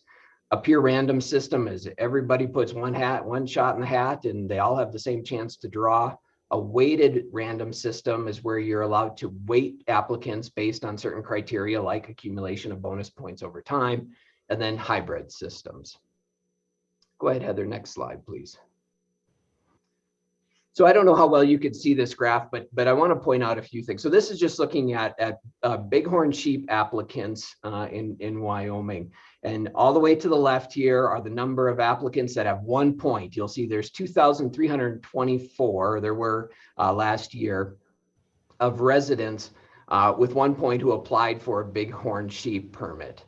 The dark blue is residents, the lighter blue is the non-residents. And you can go clear out and you can see we have 15 Wyoming residents with 26 points. And again, there may be a few less because some folks drew this year. And then 5 non-residents with 26 points. And then of course, all the way in between here, you can see the number of applicants or the number of applicants who have various numbers of points. So there at 10, we have 501 residents with 10 points, 428 non-residents. I want to draw your attention to 2 things. The first is if you look at basically 22, 23, 24, and 25 and 26 points, you can see those numbers are pretty small. And then you drop to 21 and you see a big jump in the number of non-residents. And when you get down to 20, you see that number sort of sustain, and eventually the residents start to catch up when you get down to 16 or 18. But the important demarcation here is about those at 22. So that's the first thing, is to sort of see where the applicant numbers start to jump again. And then here's the real kicker. This is that scarcity issue. Every year, the Game and Fish will award 180 permits annually. With the 90-10, 162 will go to residents, 18 will go to non-residents. So if that's what's going out every single year, think about how hard it's going to be to guarantee even those 10 people, this 10-year people, a permit. And so this is where you're seeing this huge demand, especially for these applicants entering here with a few points, for a very, very limited resource. And yet at 162, you can see even out to 22 points here, in just 2 years, maybe 3 years, we could probably award at least the residents their sheep permit under the preference point system. So that's important just to keep in mind. But this just gives you a sense, the moose curve runs relatively similar, but it gives you an idea of sort of the demand and that wave of demand that's coming for a very, very finite resource. So next slide, Heather, please. So one of the first things that we did when we started looking at this based on the preference point system is to say, can we actually guarantee you a sheep permit? And we sort of knew we did it. And so LCCC's, our folks, as the director said, started doing some statistical modeling. And you can see just on the list here, these are all the assumptions we sort of had to make for us to do this model because of human behavior. So this is assuming that the applicants in the pool right now don't move. They apply every year. We sort of made the assumption that your hunting career is 12 to 64, even though, as the director said, that doesn't. We've got a bunch of 80-year-old sheep applicants, believe it or not, one that's pushing 90. but it gives you an idea of over the lifetime of what we said your hunting lifetime might be for a bighorn sheep from 12 to 64. So you have 53 years of entry there. We assume that dropout rates were consistent, and that was based on the data and how applicants are currently dropping out. We assume that dropout rate at 25 preference points goes to 0 because most people, if they hit 25, are either buying a point or they're applying. We assume that the first year applicant numbers continue to increase at a consistent rate based on the data. And then we sort of set these pool cutoffs where we see people actually drawing. Now that's what's interesting. Just because you're a top point holder or we see a top point holder in the system doesn't mean that they're actually drawing the tags. In fact, many of our top point holders aren't even applying. They're just buying a point every year. And so this is where I say this is where the human behavior gets really, really tricky. So we actually have applicants down for sheep at 18 points who are drawing in the preference point pool if they apply in the right unit, and those top point holders don't apply that year. So it gets really kind of messy, but in general, we created a high point applicant pool which allowed them to get one drawing in the preference point pool, the 75, and one drawing in the general pool. And then for those that are below that, they're just in the general random pool, that 25%. So quick run through. I'm happy to dig into those when we get to questions, but those are sort of the basis of the assumptions when we said, how can we calculate the likelihood of you drawing in your lifetime under a preference point system? So Heather, next slide, please. So what you see on this slide is really three options, because the task force was considering shifting that proportion that were in the preference point versus the random draw to different ratios. The 75% in the preference, 25% in the random is the status quo. We modeled 50-50 and even going to where only 25% went in the preference point pool. But if you look at the top table, that's really the one that's worth looking at. So your lifetime probability in your first year under the current system, you have about a 0.35% chance of drawing.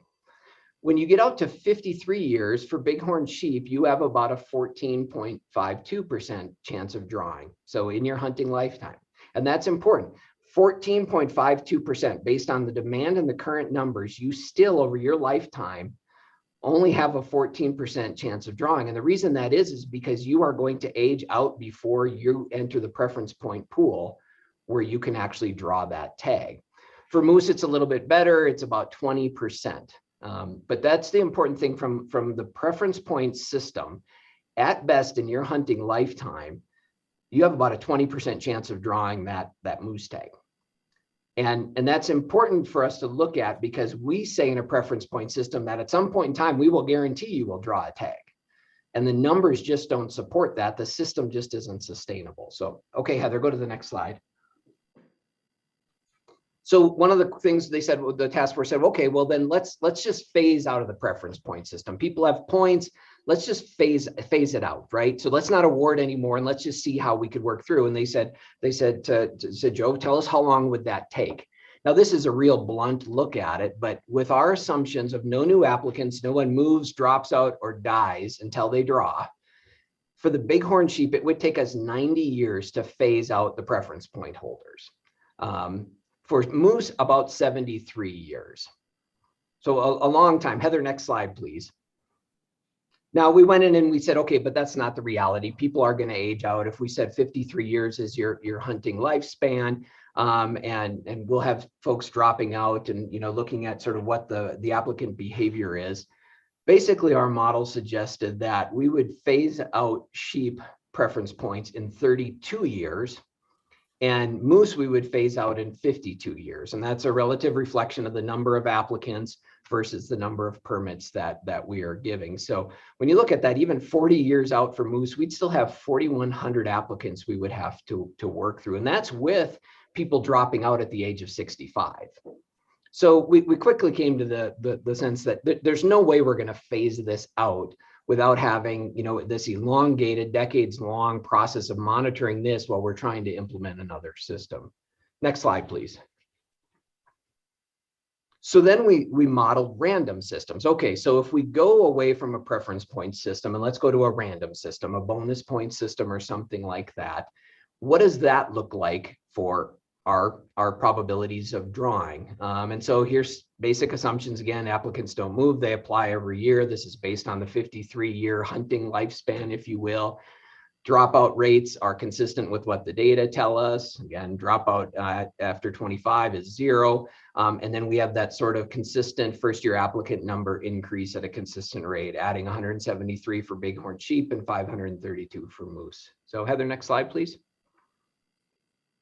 So these three tables look at the three options with a random draw. So these are our cumulative lifetime probabilities. And I should have said, these are for residents only.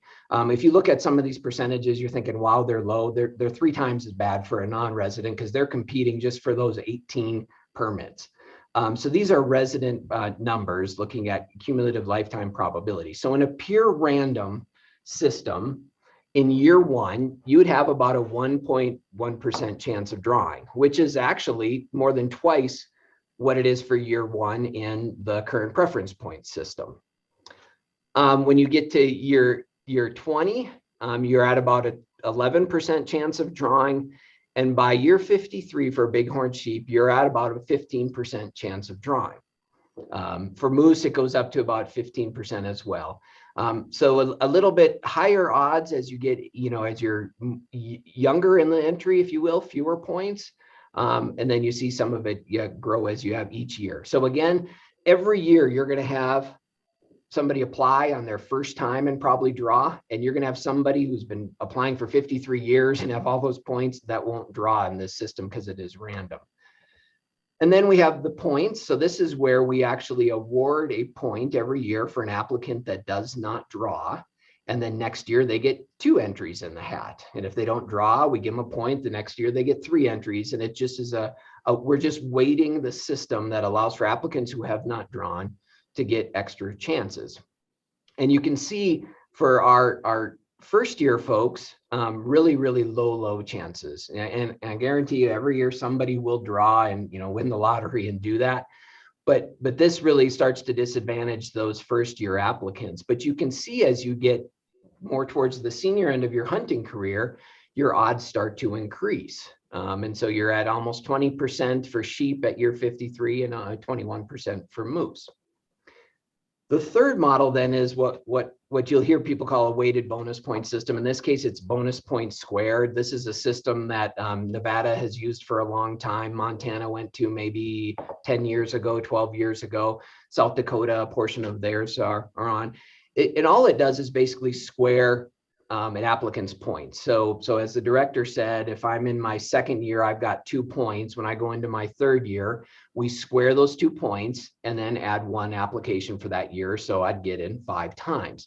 And what this does is it allows us to spread applicants out so you don't get such a condensed bell-shaped curve. And it just favors those people more that have been in the system applying without drawing. So it does favor those who have been dedicated and committed to applying every year and have not drawn.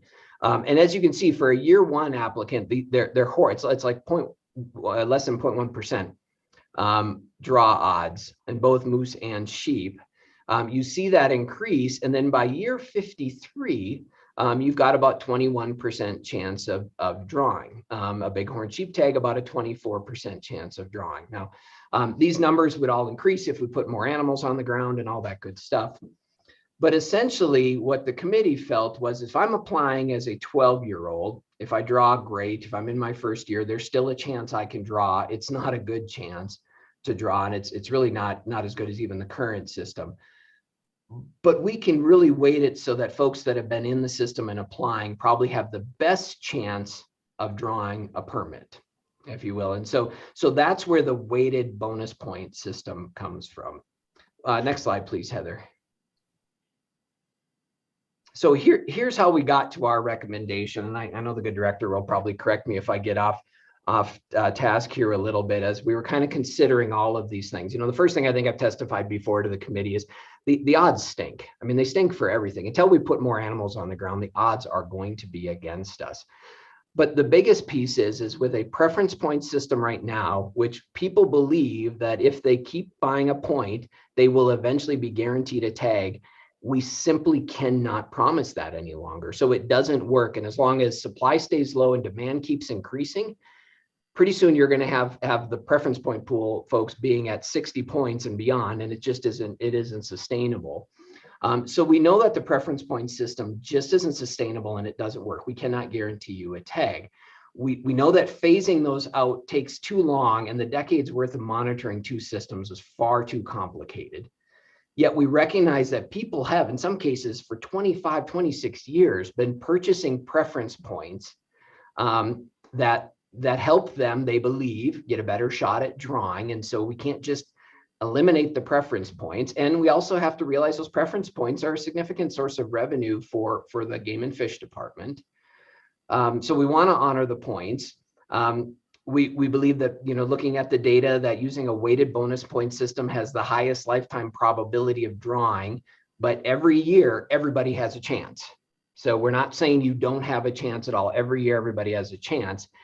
And then to that group of those top 4 or 5 point holders, what we recommend is let's delay implementation. If you're sitting at 20 points or above, and we delay implementing this for 4 years, maybe the committee decides 5 years, somewhere at that 4 or 5 years, those high point holders under the current system, should they decide to put in and actually apply, should be able to draw their tags under the preference point system. And so we recommended, let's delay implementation for 4 years or 5 years, knowing that those folks will get the chance at the high point to go through, because there is that clear demarcation then when you get down below 20 points. And so next slide, I think that's the last one, Heather. Yeah, and you can go ahead and stop share. And Madam Chair, members of the committee, I covered a lot of ground there, and I know there's lots of different questions and pieces in there. I'm happy to answer them to the best of my ability, but it gives you a sense of sort of the data we use, the philosophical underpinnings we considered, and the thinking that the task force sort of went through to bring you this recommendation. Thank you, Dr. Schaefer, and I'm so glad that you showed up so that the director and I did not have to try to explain this new change. So thank you. Committee, questions for Dr. Schaefer? We have a couple, so I'll start with our Vice Chairman Schuler and then Representative Sweeney. Thank you, Madam Chairman. The question I had, I've popped in a couple times and listened to the Wildlife Task Force. Honestly, it's quite a big task that you guys have had. But I'm wondering how much of the public has had a chance to see some of these recommendations, and what do they think of them? What's your feeling on that, I guess, right now with where you are?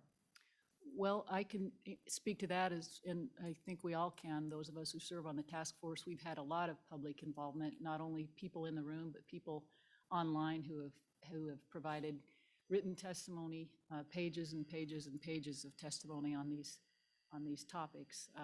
Director, if you've got something else to add. Yeah, thank you, Madam Chair and Senator Schuler. We've also, in between, so the task force always, if they're going to vote on an issue, they don't do it at the same meeting. They provide basically the proposal to the public and allow them to comment electronically or to come to the next meeting and to testify. And there was certainly, public comment on this. At the end of the day, the task force, considering all that public comment, felt like this was the best way forward, considering all of that comment.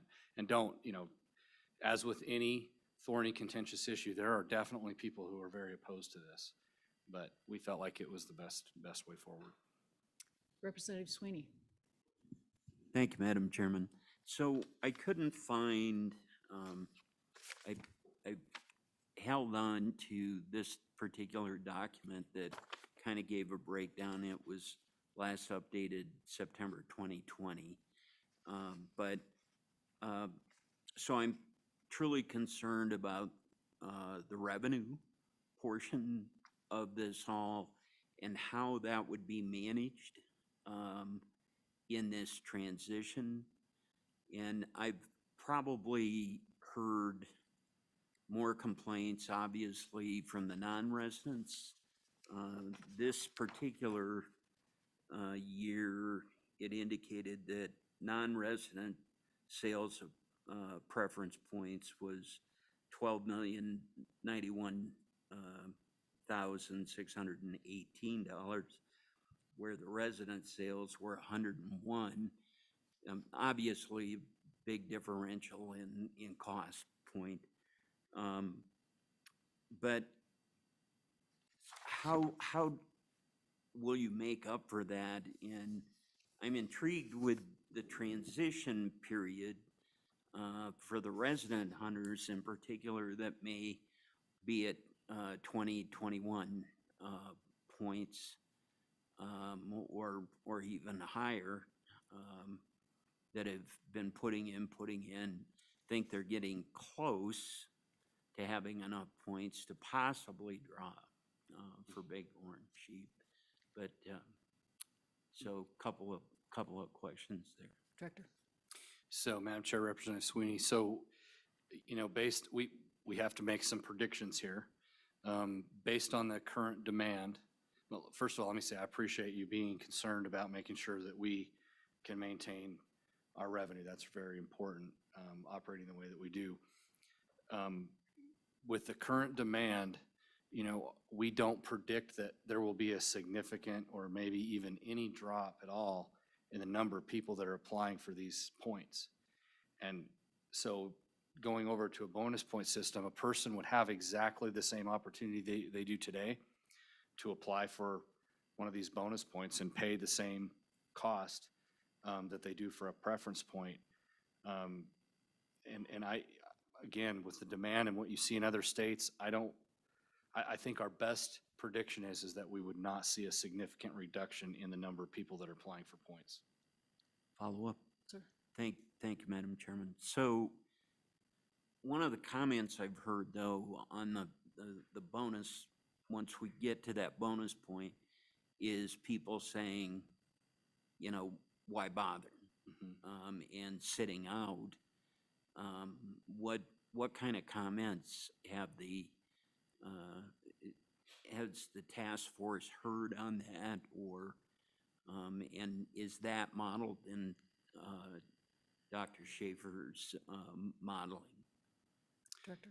Yeah, Madam Chair, Representative Sweeney, I think there are certainly some non-residents who will decide to not, if they don't have what they believe is a guaranteed chance to draw, that they will drop out and they will discontinue applying. But if you looked up there at the lower end of the number of the point holders, there's thousands of people that are applying every year for points. The facts that Dr. Schaefer and his crew bore out for us is that essentially, if you looked at the long-term predictions under the current system, they're no longer guaranteed to draw anyway 10, 20 years down the road. And so that's been what the task force has responded to those folks with, is we've gotten to a point where this system isn't going to work the way it did when we started it. So you're still in the same boat. You're no longer guaranteed to draw if you stay in it forever. Now, like we've said, you probably are if you're in those top 4 or 5 point holders, but below that, it's no longer reality. Senator Hicks, I see you've joined us. Senator Hicks is also a member of the task force. Senator, do you have any comments? Madam Chair, I just was going to sit here and back up my colleagues. Dr. Schaefer did an outstanding job, but I would like to answer one of Representative Sweeney's question, is the question of why bother. And why bother is because these are a limited supply everywhere in North America. And most of the time, these non-residents that are applying for these bighorn sheep or moose permits, they're applying in those very limited number of other Western states that are other very limited supplies. And so if you want to hunt sheep as a non-resident, why bother? Is this is the only game in town? Is Idaho, Colorado, Wyoming, Utah, Arizona, Nevada, and every one of those states, with the exception of New Mexico and Idaho, have similar point systems. So if you really want to hunt sheep or moose, this is pretty much a standard methodology across the entire Western United States. So I think that gets to what the Director Nesvik was saying, is certainly somebody that has bought thousands of points in a lot of every western state is this, we're not going to see a drop off. These are once in a lifetime opportunities, even with the projections that we've showed, with the change to the weighted bonus point systems. If you stay in there long enough, you're still going to have some of the best odds in the United States that have drawn a bighorn sheep or a moose permit. And that's why I think people will continue to apply for Wyoming, and we won't see that revenue reduction, and that the director's risk analysis is absolutely spot on. Thank you, Senator. Oh, yes, Representative Sweeney has a question. Thank you, Madam Chairman. Thanks for joining, Senator Hicks. And so your last comment there on revenue, because I'd really like to key in on that thought, because being on appropriations like you are, obviously this is a key concern. So do you definitely believe there's still the fairness issue for our resident hunters, and that will continue on with the revenue from the non-residents that we've seen in the past? Just your thoughts on that, Senator. Senator Hicks. Madam Chairman, just real quick, I would say absolutely. I just don't see any change. I think, again, Dr. Schaefer did an outstanding job, the equity issue here and trying to balance that and mitigate those factors like potential lost revenue. And so I see this as a revenue. One of the real attractive things on this is I believe it's going to be revenue neutral to the department. I think it's the most equitable system. And believe me, I wasn't a fan of this system, but I think the data shows out. And I think that's why you see the progression of a number of states going this way, is because at this point in time, it's probably the most equitable system that's been devised that's out there. Hope that answered your question, Representative. Thank you, Madam Chairman. Thank you, Senator. Madam I Chair. don't see further, yes, Dr. Schaefer? Thank you, Madam Chair. I was just going to add on a couple of points to support what Senator Hicks and the director said. We've actually watched states across the West make these types of shifts in the allocation percentage, in point systems and things like that. Arizona, Idaho, having recently made some of those that actually reduced opportunity to non-residents. Actually talks right now, I think, in states like New Mexico of just eliminating non-resident permits altogether. Interestingly, even when they've done that or they substantially increase the costs, you see some shifts, but you don't see substantial attrition of applicants, and you don't see substantial revenue loss. And in some cases, you will lose some of those 4 and 5 point holders who say it's just too long and maybe I don't want to invest in it. But when you move to a bonus point system and the chances are there for that first year applicant to draw, you actually get new applicants entering as well, and then they purchase a point. And so, states have been grappling with this. They've been making these changes. They've been shifting their point structure. And the one thing that we have not seen is an abatement in the demand, even with costs rising. And I'll tell you my own personal story, and don't use this as a judgment on my intellect, please, but I just applied for my 18th year for sheep tags in Montana. I have to buy $75 bonus points. They have a squared bonus point system. And I believe this year my odds are finally breaking 1% for the units that I'm drawing. So, as they say, there's a chance and we stay in. And I think those folks that are really dedicated, especially non-residents, to do it, if they're in, and they're going to stay in, even if the odds are stacked against them. Well, hang in there. Keep doing your push-ups.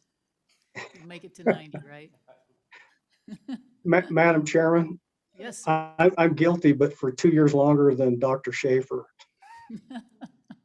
So my odds were 2% this year, Doctor. He's improved on you. Representative Sweeney. So my question to any of you, so currently, let's say bighorn sheep, and so what we're looking at here, the proposal is just bighorn sheep and moose, and not going, well, there really wouldn't be preference points on the other big five. So if we do this, then wouldn't we naturally, once the task force has gotten there to elk, deer, and antelope, so once we get there, would that be a revision on the entire preference point system? And then, or addition to, and second part, can you remind us what the preference point cost is currently for non-resident compared to resident? Director. Madam Chair, Representative Sweeney, so 150 is the current cost for those preference points. And really the issue between, Dr. Schaefer talked about the scarcity issue. That separates moose and bighorn sheep from all those other species. And while there definitely are some concerns with non-resident deer, elk, and antelope, and the current system, that to this point is not something that the task force is recommending. I think that there is a potential down the road that that could be a solution, but at this point, the task force didn't feel comfortable moving forward with that. It's significant. There's so much more opportunity with those other species that we thought we would deal with the hardest to draw, the most scarcest, lowest number of tags now. And that other one might be for another day. And I don't know if any of my colleagues have a different perspective there, but that's what I recall of the discussion. Resident preference point fees are $7. Yes, Vice Madam Judge. Chair, Dr. Schaefer, did you have a response? I was just going to make a quick response. I think the director hit that on. We had these conversations, not just, we'll eventually get there with the other game animals, but I think the task force had mixed feelings on, looking at bison and sheep. Do you move to one system where every animal has a point system?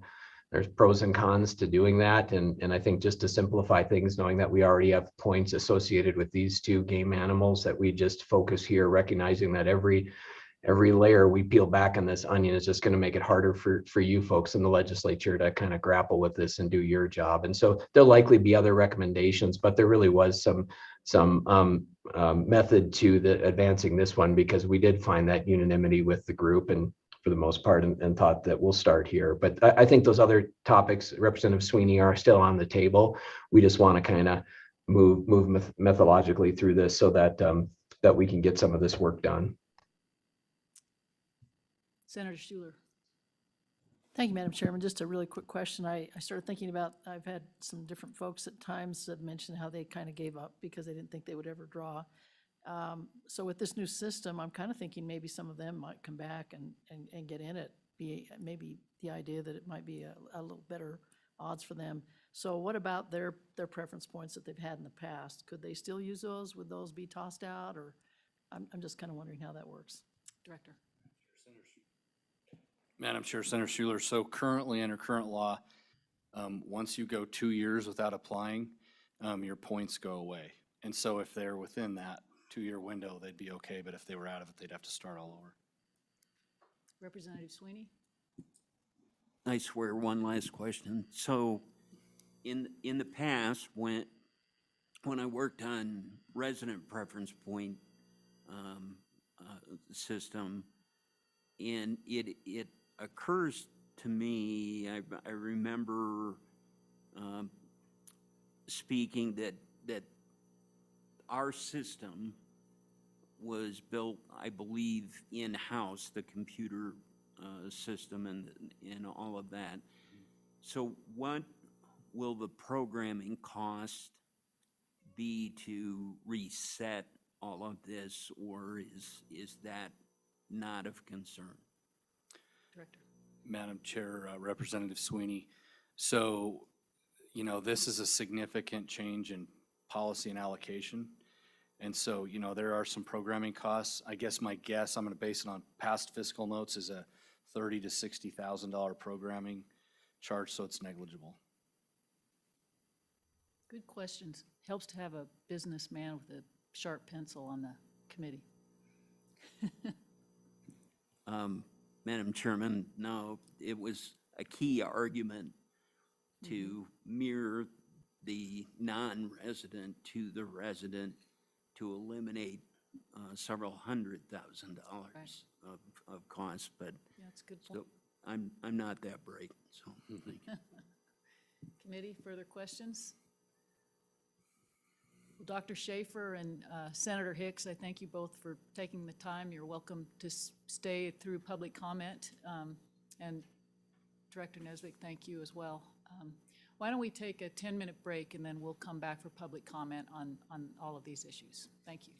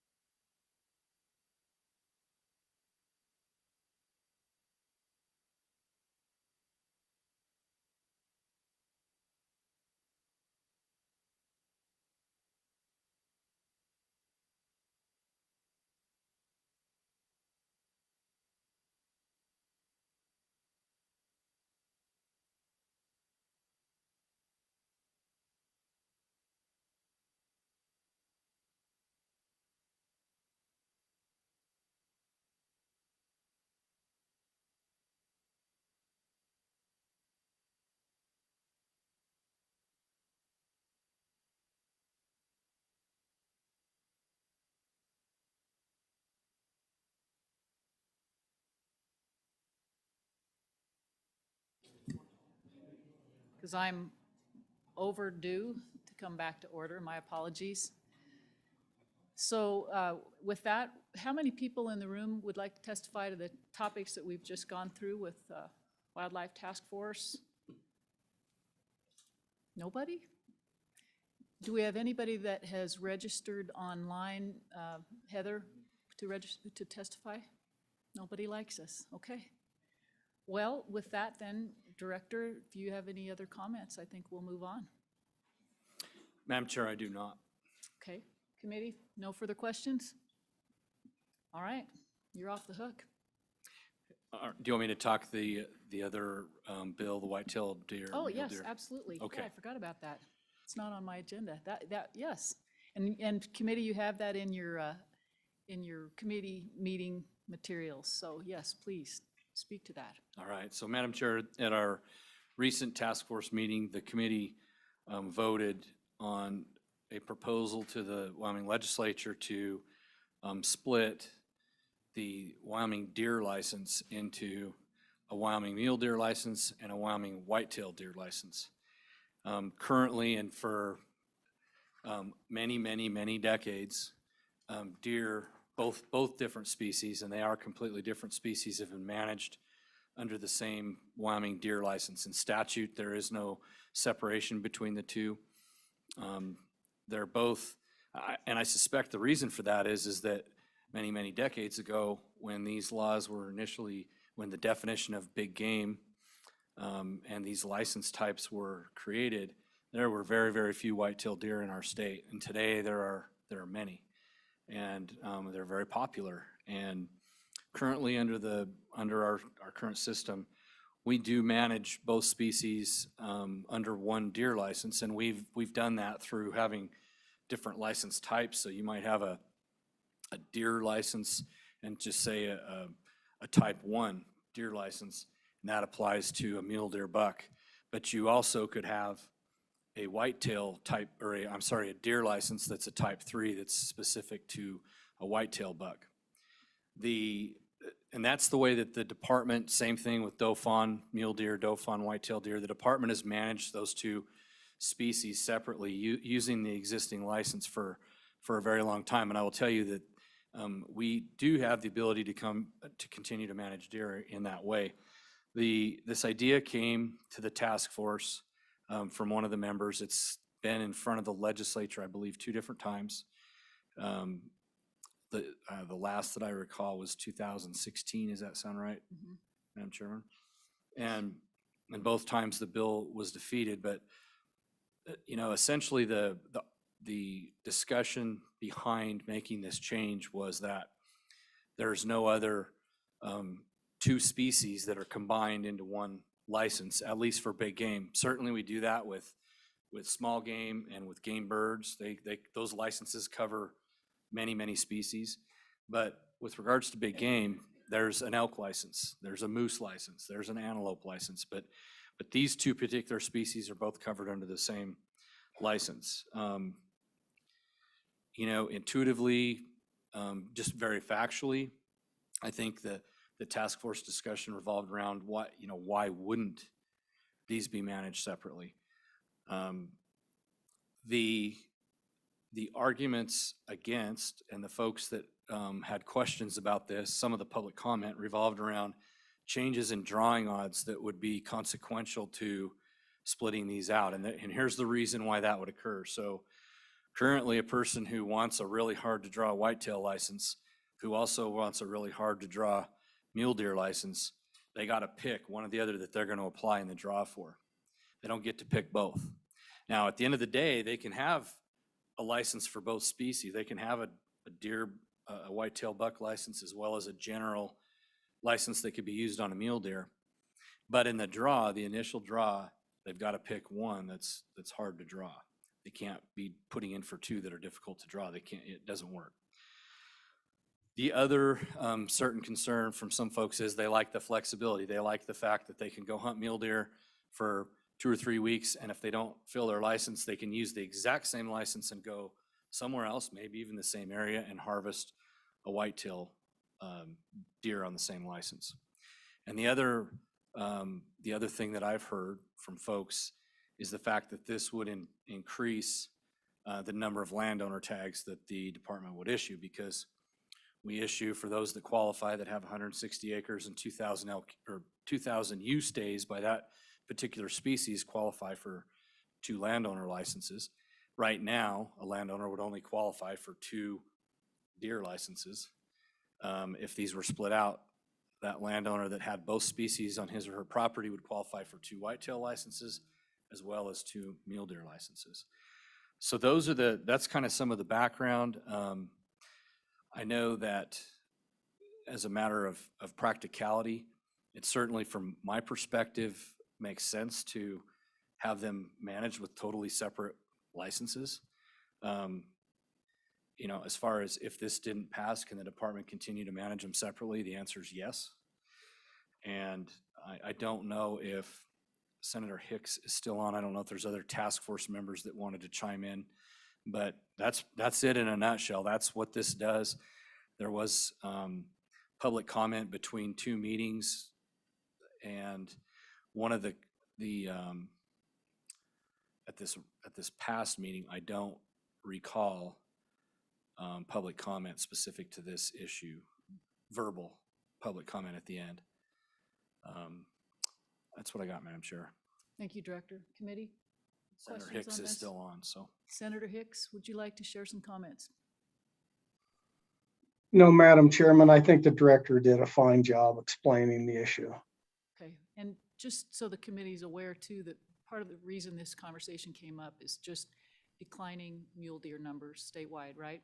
Which is one of the reasons why this discussion did occur, just to try to provide an opportunity for the commission to help with their objectives and management, correct?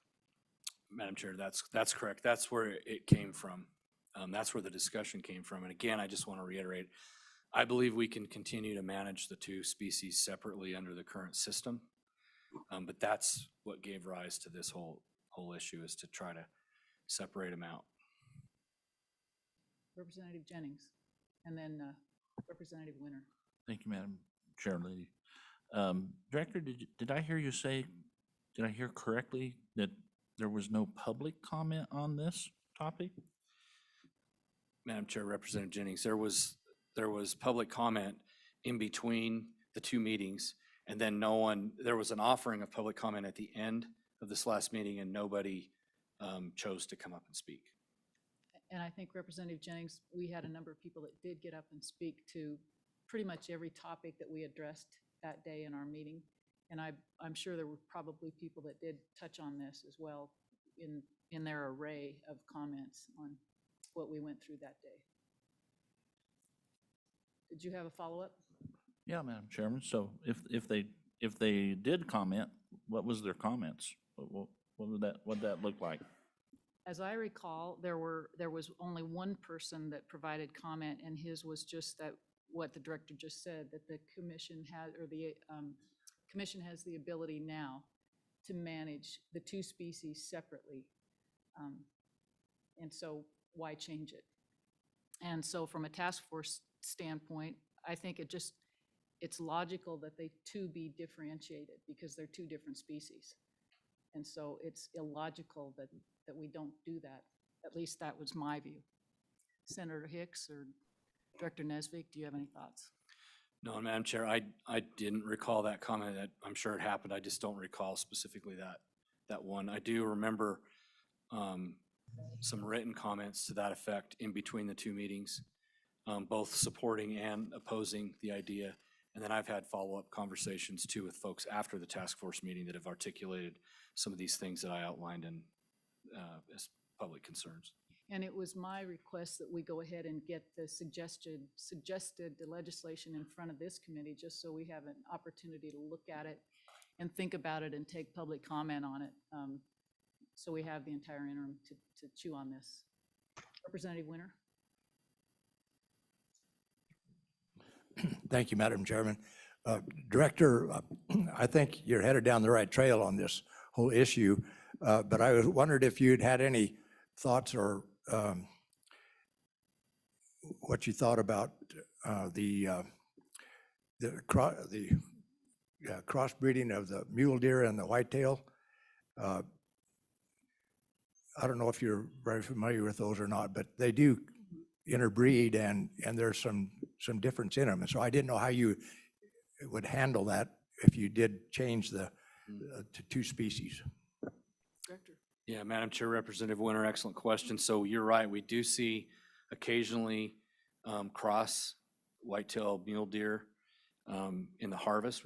People will harvest them, and the way that we treat that now is if they have characteristics of the species that they have the license for, then it's legal. So in other words, if a person shoots a deer and it has a white tail, but it has, mule deer coloration and ears, as an example, they're legal to harvest that animal as a white-tailed deer, and vice versa as well. We've seen all kinds of different combinations with horn growth, the ears, the tail, and those kind of things. So it would be handled the same way if a person harvested a crossbred deer, if this was to be changed.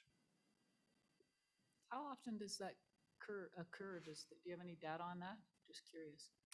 I don't, Madam Chair. I'd be glad to see what we've got. It's fairly rare, but it does happen. Mhm. Okay. Committee, further questions? Yes, Senator Landon. Thank you, Madam Chairman.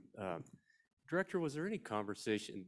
One thing that it strikes me is that it's going to double the amount of fun that I'm going to have applying for licenses. I mean, right now I can get one deer license, and if I run into either species, I'm okay to shoot one. But in order to assure myself of that opportunity, I'm going to have to apply twice.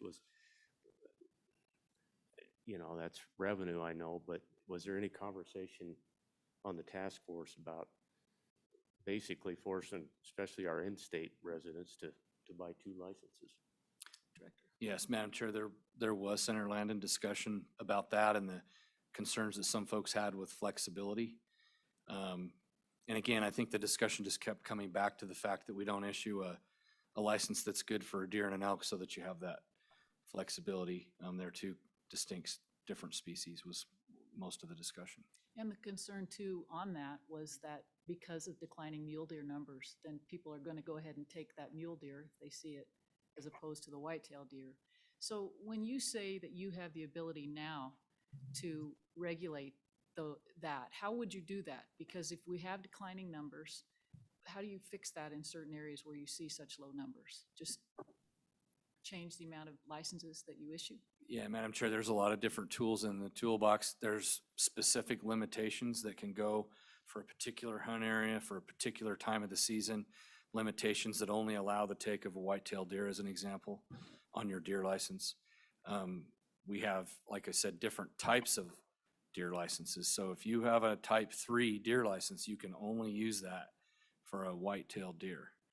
And that's how we currently manage the two species apart. There are some places where the license is good for both species for a part of the season, and then at the end of the season, it's only valid for a white-tailed deer.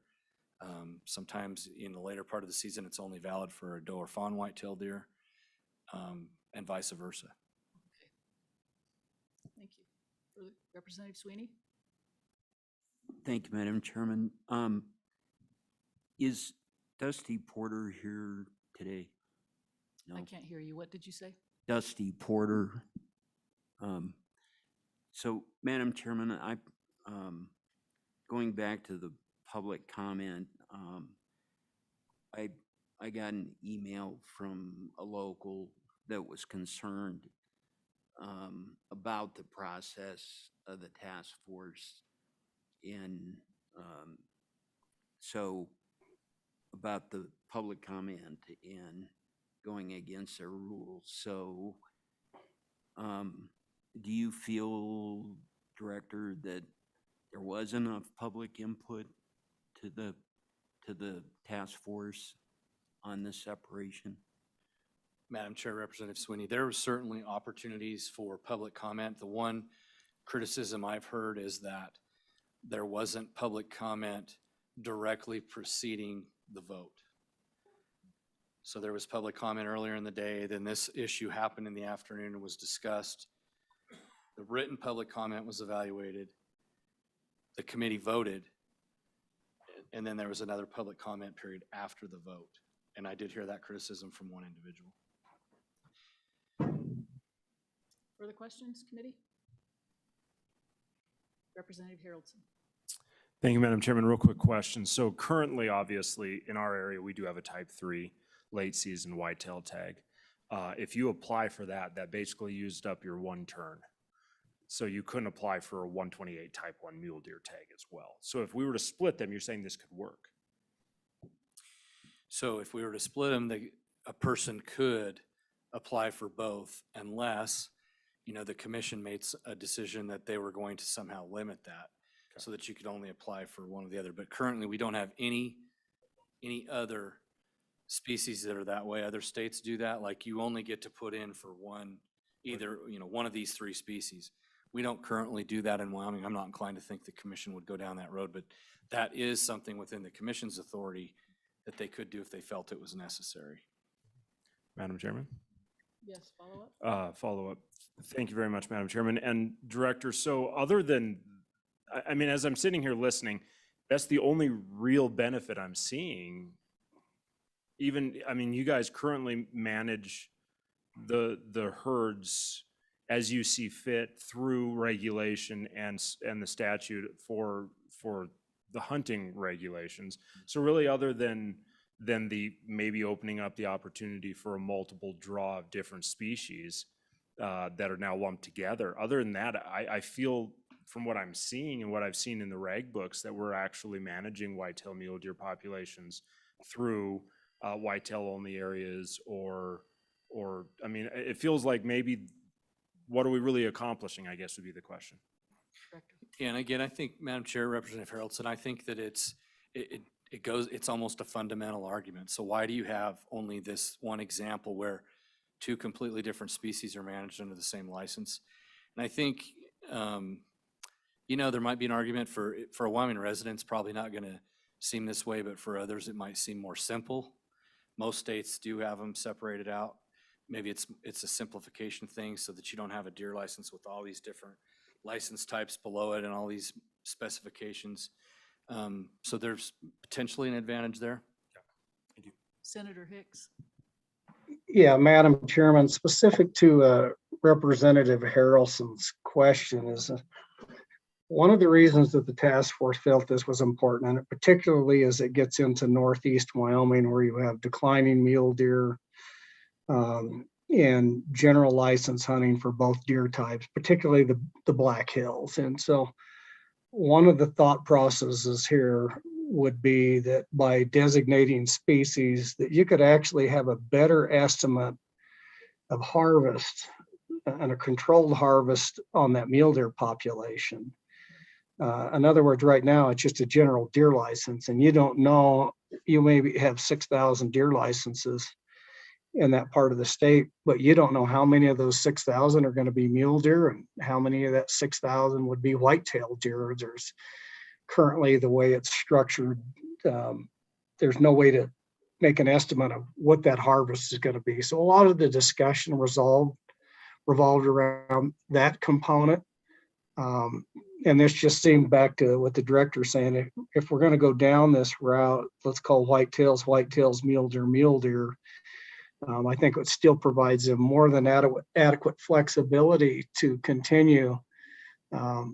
You may end up with 2 tags or you may end up with 1, and as you illustrated, in some cases, type 3 is a limited quota already, limits that. But I think as much as anything, a lot of the discussion revolved around just knowing what portion of that harvest population are we going to harvest with these general license kind of either species tags. And so I don't know if that answers your questions, but there was a significant discussion, an hour plus, maybe 2 hours on that component only. Thank you, Madam Chairman. Thank you, Senator. Appreciate that. Okay, I don't see any further questions. So thank you, Director Nesvik. I appreciate that. Thank you, Madam Chair. So public comment on this topic? Do we have any? Please come forward. And we've got 2 microphones, so why don't 2 of you come up at a time, and then you'll be teed up and ready to go.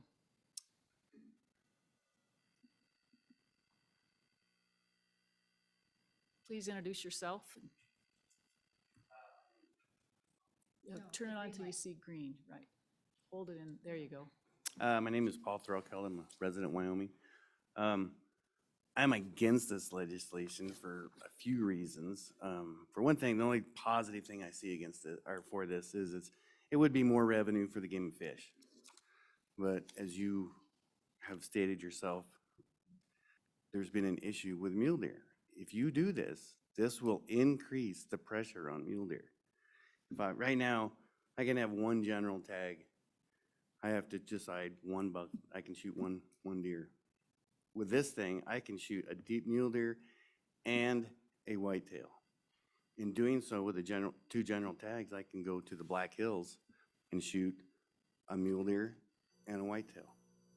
So I know they have an issue with resident hunters going up in the Black Hills. This could double it. This could double it. You were talking about comments. There was written comments with the task force. We went through the comments. There was more comments, written comments, against doing this, and you still voted for it. I'm wondering why that is. After the meeting? No, these were counted the day of the meeting. This was, because I believe you cut your comments off before the meeting, correct? No, Written we took comments? this topic up just at, was it last week's meeting? We had, this topic had never come up until that particular meeting. Madam Chair, we asked for public comment beginning at the previous meeting. Written comment came right, until this okay. meeting. It was evaluated in the committee. Right. So there was more written comments for people voting against this. The other thing we're talking about with the Game and Fish is already managing this. They've been doing it ever since they started messing with whitetail. I don't understand why we would separate it. It will seriously affect the drawing odds. It's my understanding that the Wildlife Task Force Committee was designed to look at and improve resident drawing odds. This will effectively destroy both of them, deer and whitetail. Right now, there's far more people apply for mule deer than whitetail. Far more tags available for limited quota whitetail or mule deer. Is that correct? Madam Chair, I can't answer that. I don't know because we have a lot of general deer, mule deer areas, and most of the harvest comes from general mule deer areas, not from the limited quota. So I can't tell you if there's more limited quota mule deer than there is limited quota whitetail deer. I can sure find it, but I don't know off the top of my head. Fair enough. But in essence, doing this, right now, I have to apply for a mule deer tag or a whitetail tag. If they change this, I can apply for my mule deer tag and then apply for a whitetail. And that is one of the biggest complaints, that it's hard to draw. And the whitetail tags are hard to draw now. The mule deer tags are extremely hard to draw. So now you got the same amount of people drawn for both. Okay, thank you. Want to pass your mic over?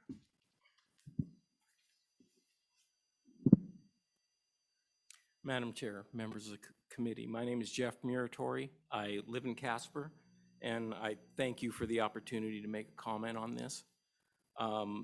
With all due respect, and I sincerely say this, I think this topic was not really adequately vetted in the task force.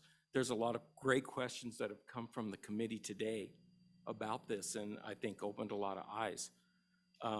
There's been 3 studies through the Game and Fish Department about species-specific licenses. And in all 3 cases, it was determined to leave it the way it was. The final study was, the conclusion was to add the type 3 license to have more availability to hunt whitetails, since whitetails were growing throughout the state. And since then, that has been one of the mainstays for harvesting whitetails, is the type 3 tag. plus you have the type 7 and 8 for the doe fawn permits.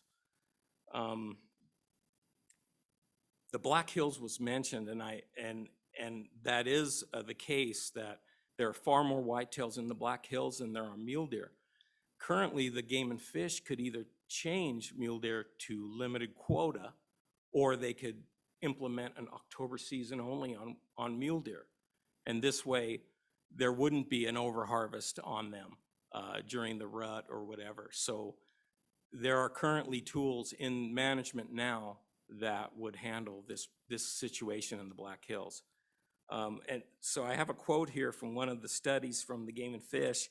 The author concluded that there was no biological or management need to split licenses. The disadvantages of doing so far outweighed the advantages. What year was that study? Do you have the year that that study was conducted? I'm sorry? Do you have the year that that study was conducted? It was the 2007. Okay. Yeah. Thank you. Appreciate your public comment. Thank you. Anybody else?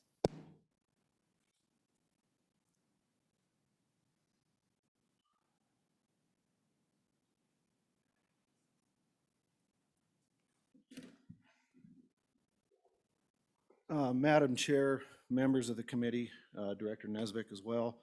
My name is Buzz Heddick, and I'm from Laramie, Wyoming.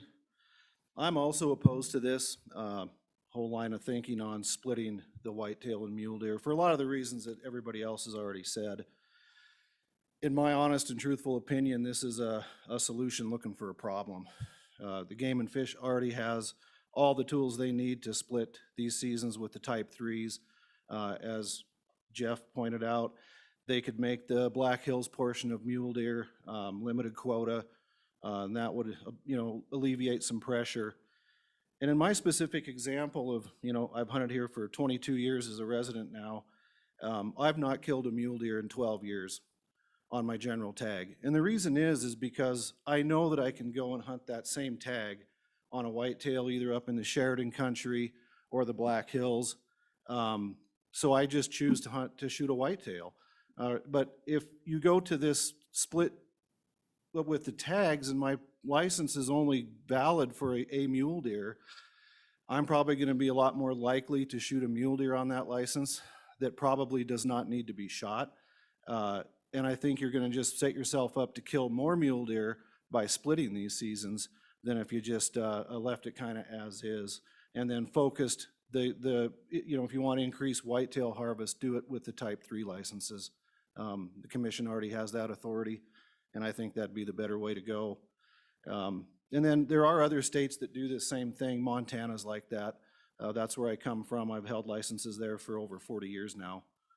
Can't believe it's been that long, but you're allowed to kill either a whitetail or a mule deer on your general tag. And it's the same thing there. I've killed very few mule deer in Montana, just hunting whitetails, primarily with that tag, even though both are valid. So that's my reasons for opposing this and keeping it as is. And I'm open to any questions. Questions, committee? Yes, Madam Chairman. Thank you, Madam Co-Chair. I'm just trying to get my head around all of it. So we just did a big change in the legislature this last year, trying to improve the chances on your draw for a big 5 for resident hunters. And a big argument we heard was, well, other states are doing it. Look at all the states around you. We're out of line. And so then today I'm learning that a lot of our states, neighboring states, do split out mule deer and whitetail, and that they limit how many you can put in for your draw. But we don't like that, right? So can you help me understand this argument of we want to do what other states are doing except when we don't? I'm just trying to get some consistency of what we're trying to do here. Because to me, it all fits together. We can't pine for the 90-10 without maybe seeing the other impacts.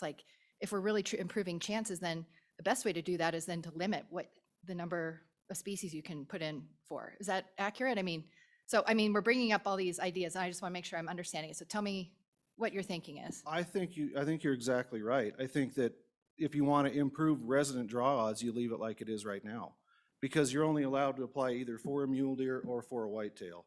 If you make the split, then there's going to be a whole bunch of people like me that put in for a hard to draw mule deer tag and then also put in for a hard to draw whitetail tag or a whitetail license that I normally wouldn't put in for. So I'm kind of robbing this person that for the last number of years has only applied for a whitetail tag because I'm competing with him, and I'm diluting the draw odds from the people that might have only put in for whitetail. They're doing the same thing to me, putting in for mule deer.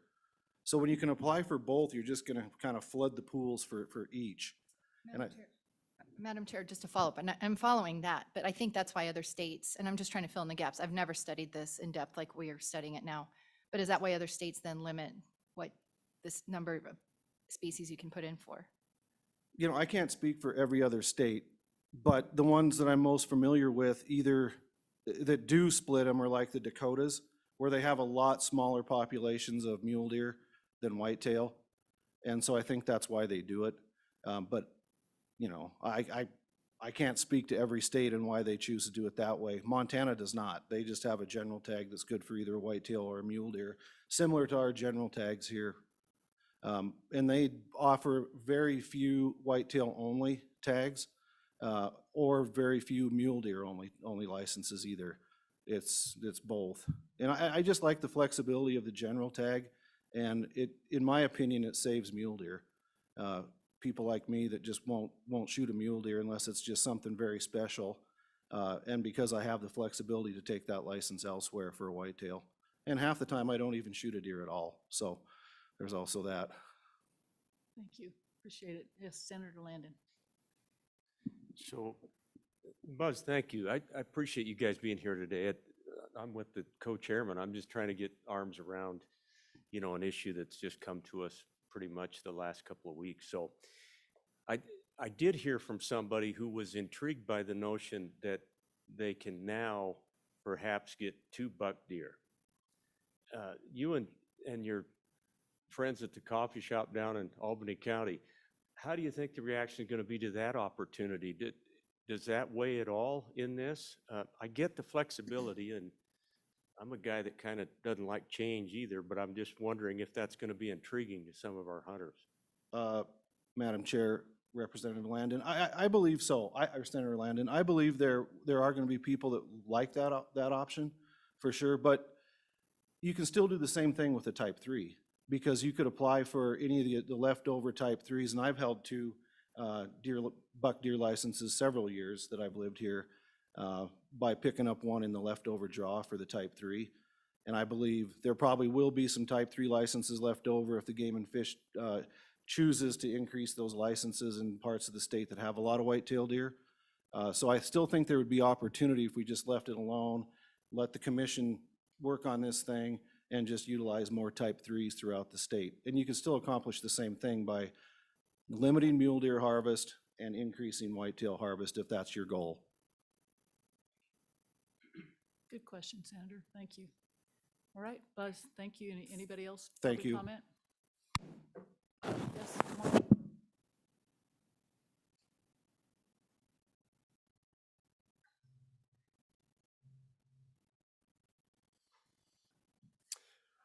Thank you. My name's Kevin Brainerd. I am a resident here, and I just kind of wanted to echo what they said. I'm not really in favor of this.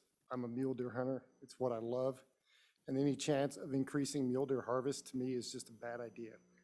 The numbers are down, they're bad, and I'm similar to him. I rarely ever shoot a mule deer, but I hunt them as much as I can every year, and I just don't want any chances that we can increase that. And from my viewpoint, that's all this is going to do, because exactly like he said, people will now have the opportunity to have both a mule deer and a whitetail tag, so they're going to shoot a mule deer and then go shoot a whitetail, or however they want to do it. But when I hunt mule deer till the season's closed, and I go fill my whitetail tag or my general tag with a whitetail.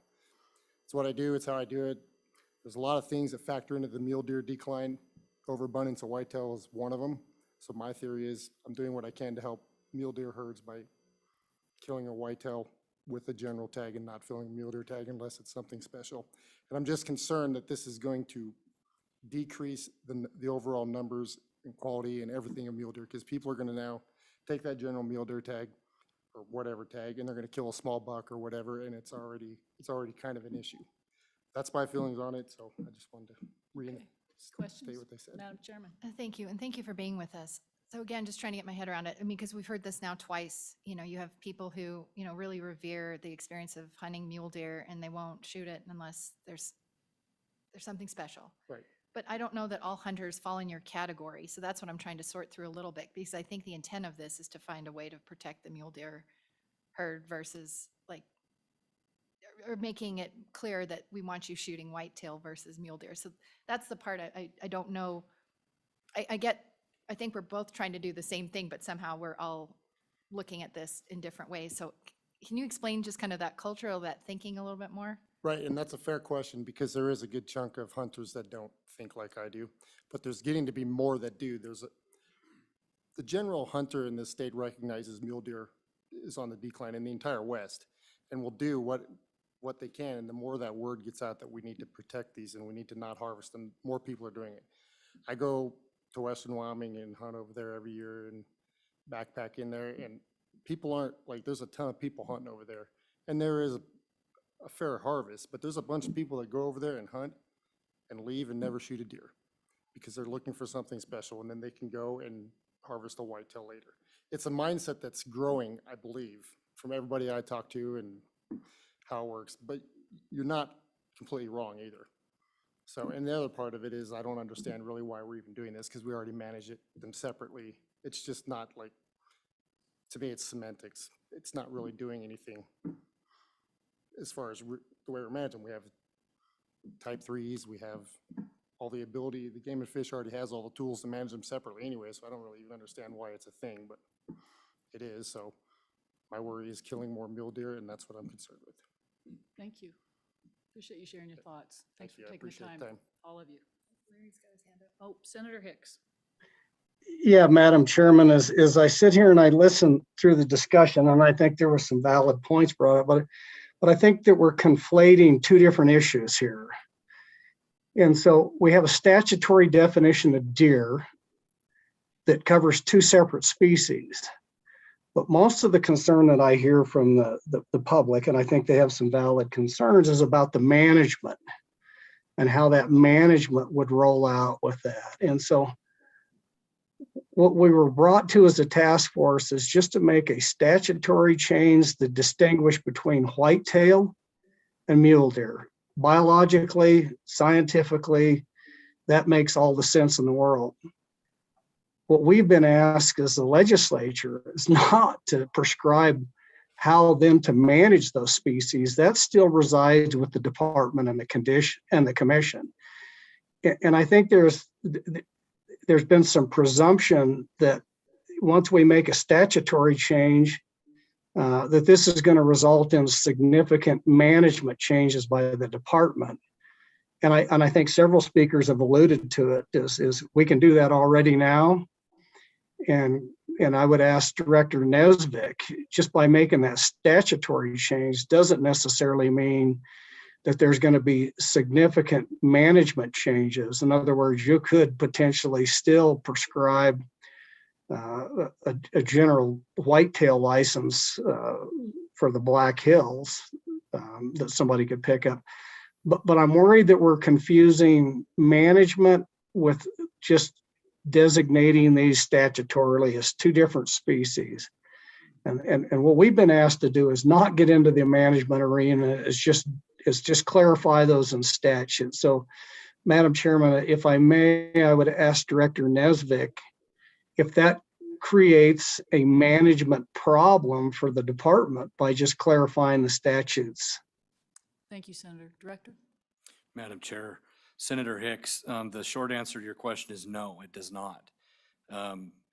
We would, we manage populations not by the way that we harvest buck deer. Populations are about does who have fawns, and so what we're talking about here is changing Wyoming law to where a person who wants to have the opportunity to hunt both a whitetail deer and a mule deer would have to, irregardless, would have to have two separate licenses instead of being able to hunt both on the same license. That's what this really comes down to at the end of the day. Senator Hicks brought up the idea of potentially having more finite data and better abilities to analyze harvest if they're split out into two separate species. There's some validity to that assertion. Right now, a person can go and draw a really hard to draw type 3 license and still go buy a general mule deer license and go hunt in a general deer area and shoot 2 bucks, a whitetail buck and a mule deer buck. Vice versa, a person could go get a really hard to draw mule deer license and pick up a whitetail buck license over the counter and still, with 2 separate licenses, hunt 2 buck deer in a season. The point that's very valid that's been brought here is this change would require a person who wants to have that ability to hunt both species to always have two separate licenses instead of one. I think that covers what Senator Hicks asked me, and if I didn't, he will help. Thank you, Senator Hicks, and I appreciate that, Director. Further questions? Representative Haroldson. Thank you, Madam Chairman. So, sorry, I'm weighing in. I'm swinging into this one. My dad always said if it wasn't 150 plus, or you weren't a first-time hunter, you didn't pull the trigger on a mule deer because there's just not enough of them. And so I either will show a picture of 150 plus deer on my Facebook page, or I shoot a whitetail doe and you never see that picture. That's just the reality of it. But the whole point is, my dad said, you shoot that doe, you're helping the whitetail problem. And if you don't shoot that mule deer, you're holding out and you're helping the management process. Because you're absolutely right. Shooting bucks isn't management process. Bucks are bucks. One buck will take care of a lot of does, folks. Let's just face that. But at the end of the day, I turn around, and you need to understand, I don't eat tags. I eat deer. I eat elk. I eat antelope. So if you give me a mule deer only tag, I will shoot a mule deer, folks. And that's the problem I see, is you give me an only option, I will fill that tag. If it's the last day and it's a 2-point on the last 20 minutes of light, I'll shoot that 2-point because that's still 50 pounds of meat I stick in a freezer somewhere. And I don't like that. That's where I'm coming from. Do I see the validity of splitting them? Sure, I do. I see that validity from a concept standpoint. But at the end of the day, I think you may find that there's a lot more people that don't fill that mule deer tag to shoot that whitetail doe at the end of season. And I think that if anything, we should probably pursue that more, a width and point possibility. A extra 15 days of whitetail does on a general tag in all areas that we're wanting to try thin whitetail down and boister mule deer. We can help guide that train down the track that we want to clean up our management. I think there's options. I'm not here to tell you guys how to manage your herds. Obviously, you guys are doing that job, and I'm not here to say that. I got to weigh in because it's interesting because I'm hearing people doing the same thing that my family does. There's 7 of us siblings. Everyone hunts. We all have the same standard. Flip side, I had a first-time hunter this last year, and we shot one of the most pitiful 2x3 mule deer, but it was their first animal and they wanted a mule deer and we made it happen. But I also will say this, I broke 100 miles on boots last year and did not see any mule deer that I was impressed with. We've got a problem, folks, and I think that I don't know, and I'm not going to get into the management side because I absolutely agree with Senator Hicks on that. We're not here to manage. We're here to have a conversation about policy. But when you have the double option, I feel that in a way you can give the individuals the opportunity to help manage this problem. Representative Jennings. Thank you, Madam Chair. I'd like to go back to either the director or Senator Hicks said something that caught my attention, and it seems like that this is a problem in one section of the state. And so I'm a little bit curious to hear either one of you speak a little more to that as to why we should do something across the entire state. Are there not ways of garnering that information from that section of the state if we need more of that information?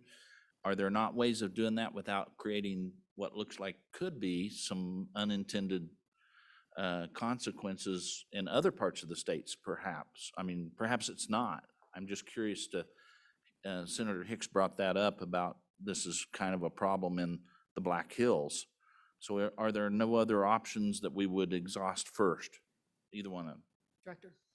Madam Chair, Representative Jennings.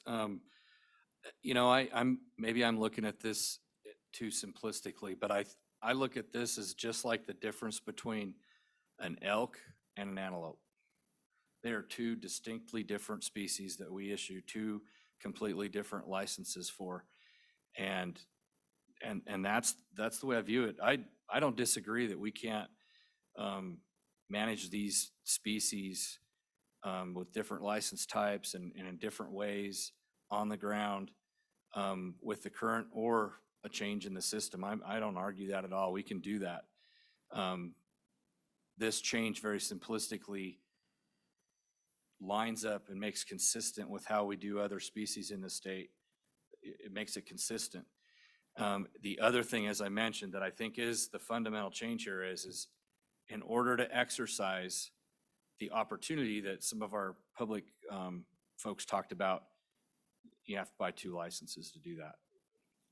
Right now, you can buy 2 licenses and do that, but in order to be able to hunt both species, you would have to have 2 separate licenses. That's what I think at the end of the day, this really comes down to. As far as the data goes, there's ways to collect and analyze data on harvest if they're managed with 1 license. We do that now.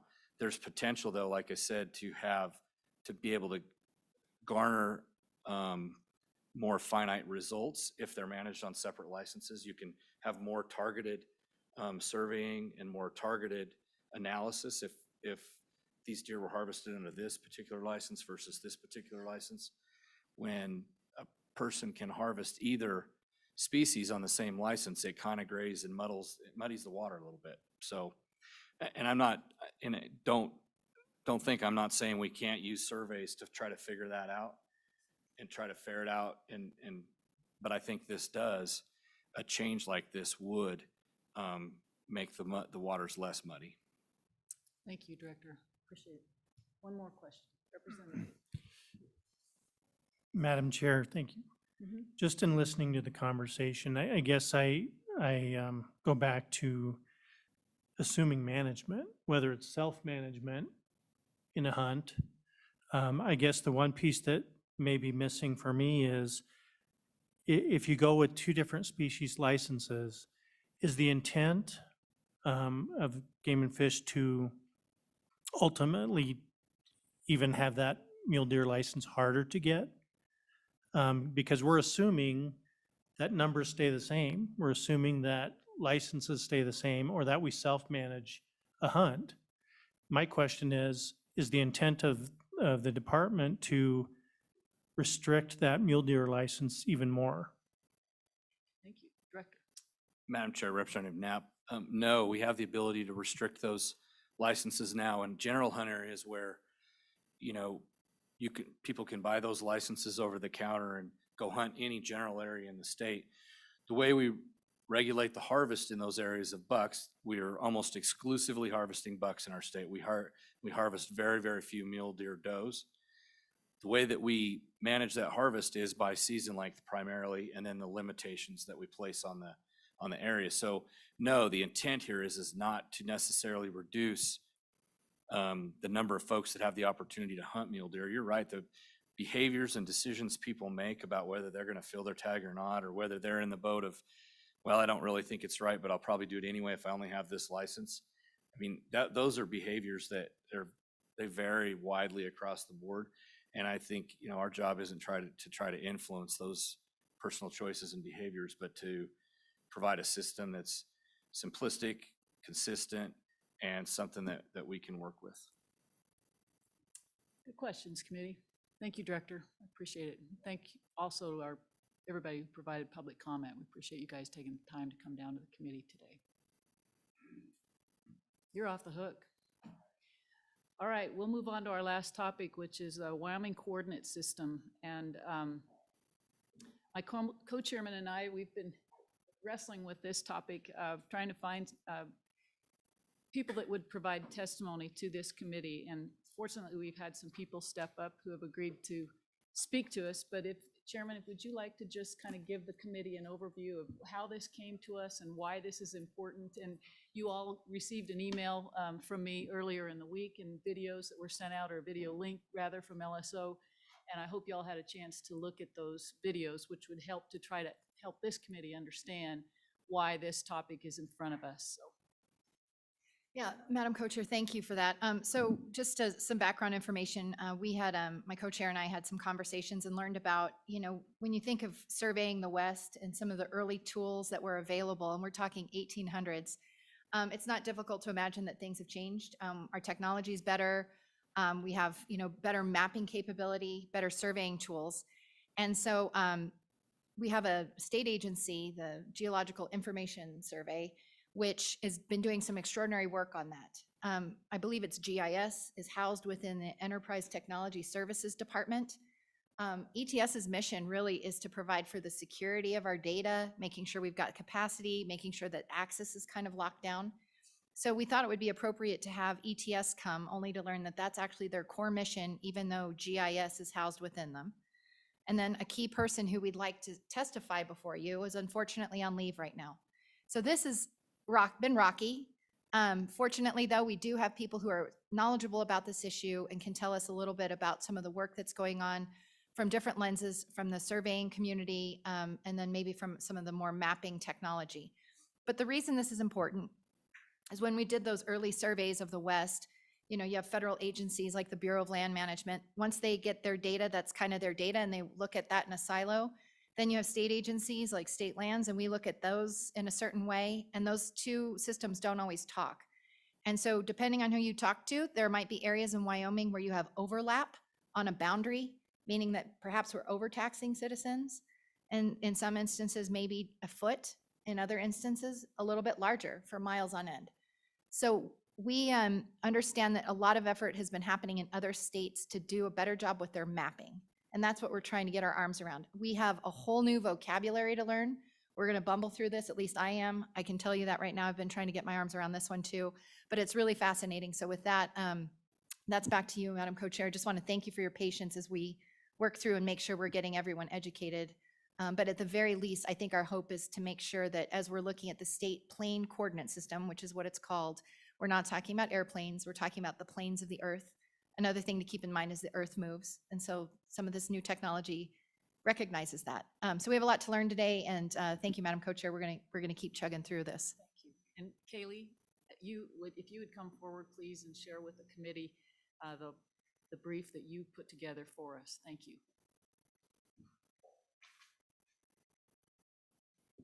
All right, thank you, Madam Chairs and committee members. My name is Kaylee Pickenpaw, and I'm an associate research analyst with the Legislative Service Office, excuse me. And today I'll just be giving you a general overview on the issue brief provided in the meeting materials titled Wyoming Coordinate System. And for your reference, the document is located in Appendix 5-01. So this issue brief deals with how the Wyoming Coordinate System fits into the larger National Spatial Reference System, which is being modernized and replaced. So I'll just start by briefly explaining what the National Spatial Reference System is and why its replacement might matter for Wyoming.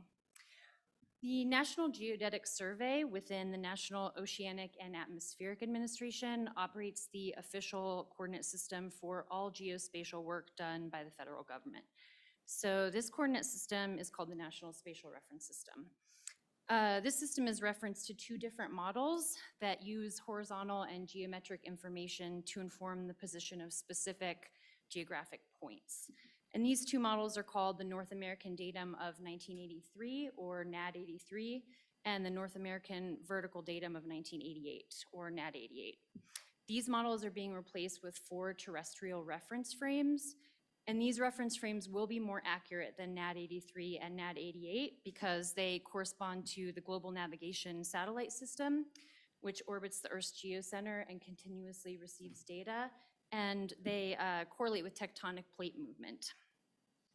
So the new reference frame for North America is called the North American Terrestrial Reference Frame of 2022, which is a little bit of a misnomer because the new National Spatial Reference System was set to launch in 2022, but its release has since been delayed for a few years.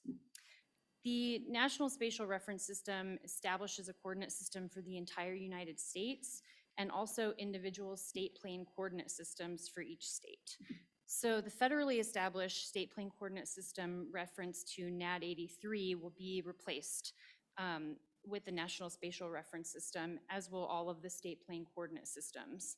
So for example, one of the changes to the state plane coordinate system for Wyoming is that currently the NAD 83 reference system divides Wyoming into 4 zones, whereas the new reference system will divide Wyoming into 6 zones and 3 layers.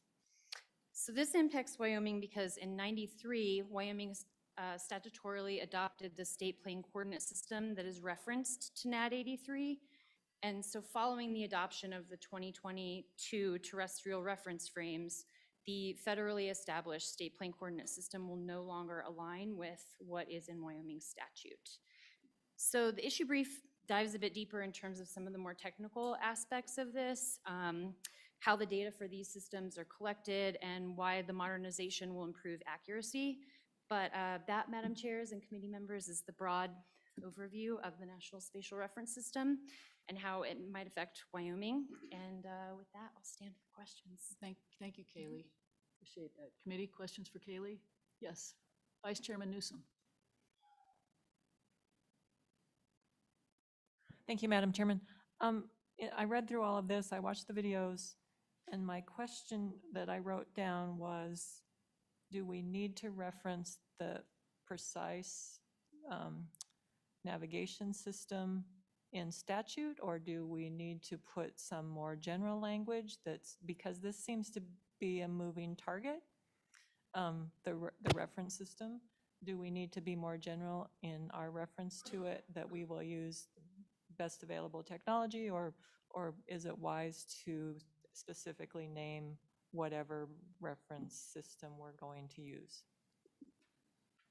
Kaylee? Madam Chair, Representative Newsom, I am not exactly sure how to answer that question. I do know that states are not obligated to adopt the federally established reference system.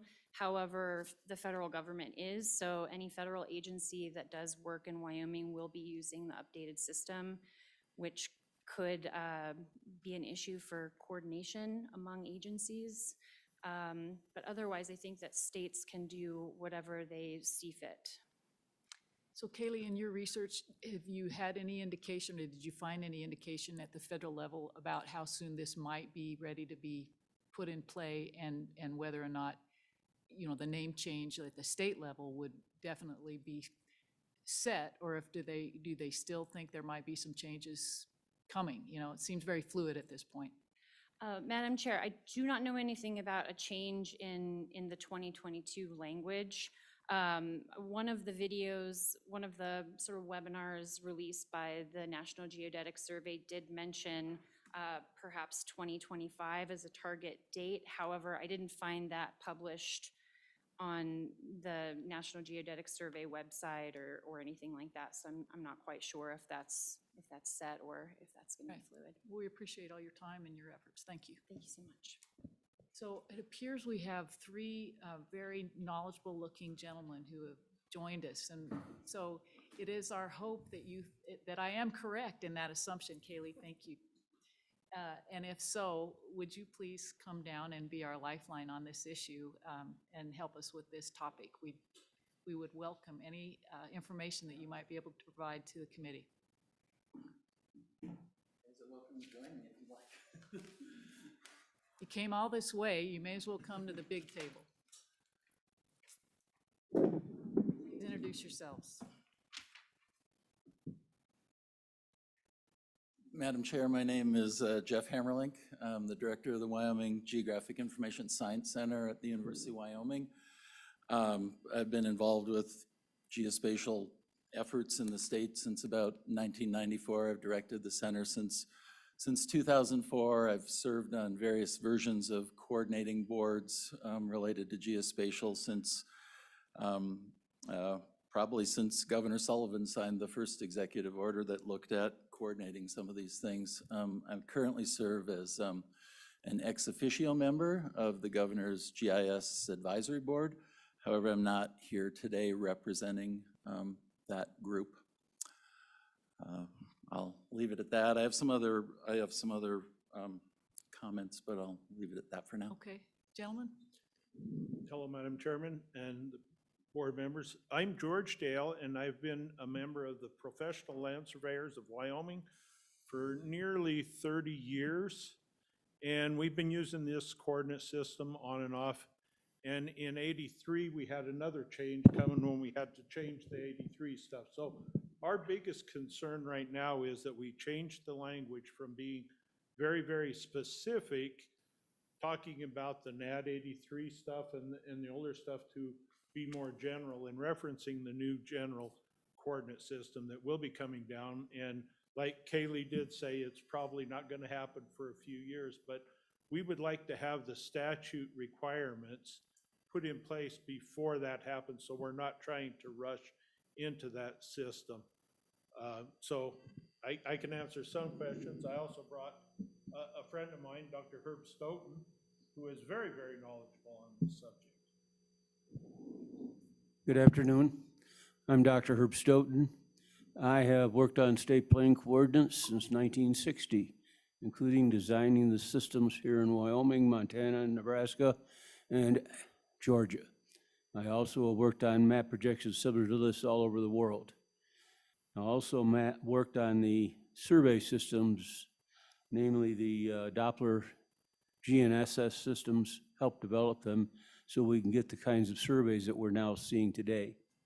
Part of the problem with the delay is that most of the material that we're working on in this field is called geodesy, is brand new. It is not in a textbook.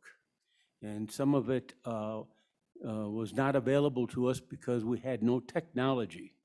And we're just getting some of that technology online. We have up in the skies above you right now, we probably have 100 satellites that are just dedicated to positioning and studying the Earth for this reference system that's worldwide. In about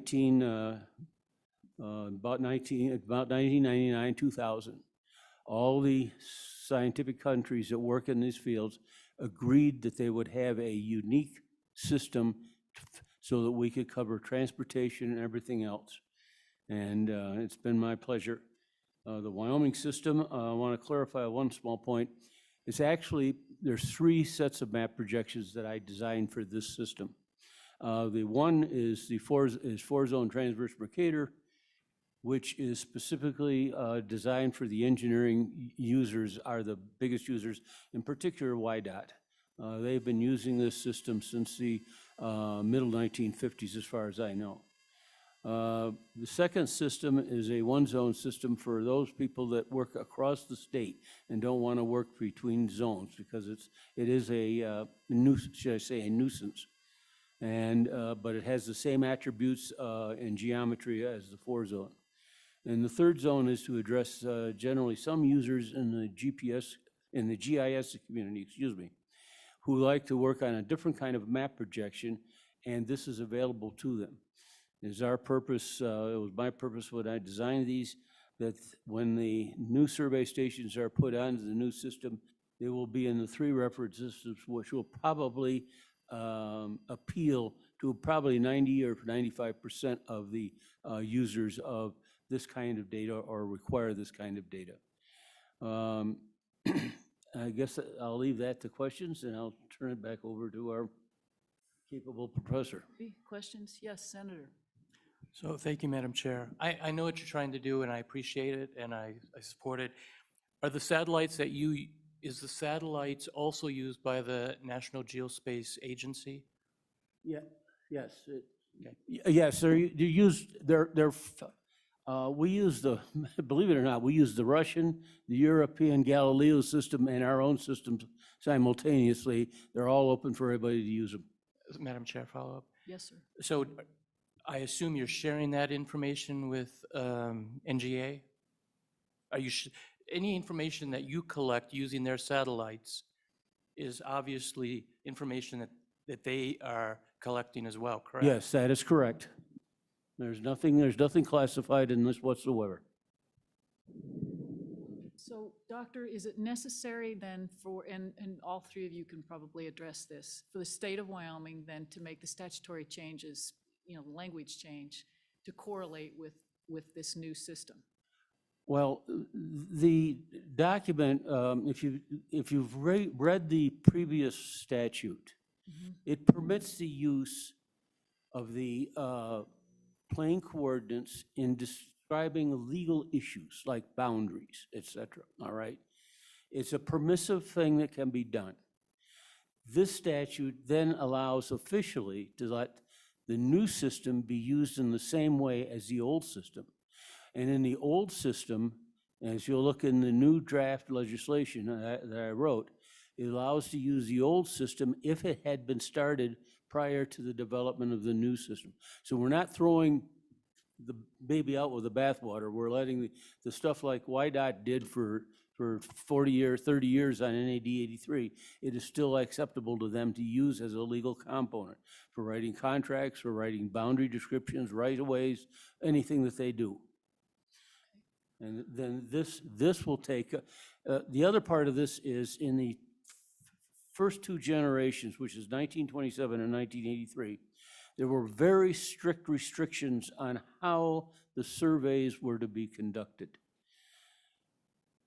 Since 1982, when the first GPS satellite was launched, we have found that technology has rapidly changed, that the surveyors, some of our younger surveyors, they don't know what we were talking about in 1982 and how to do surveys. They've never seen the equipment, all right?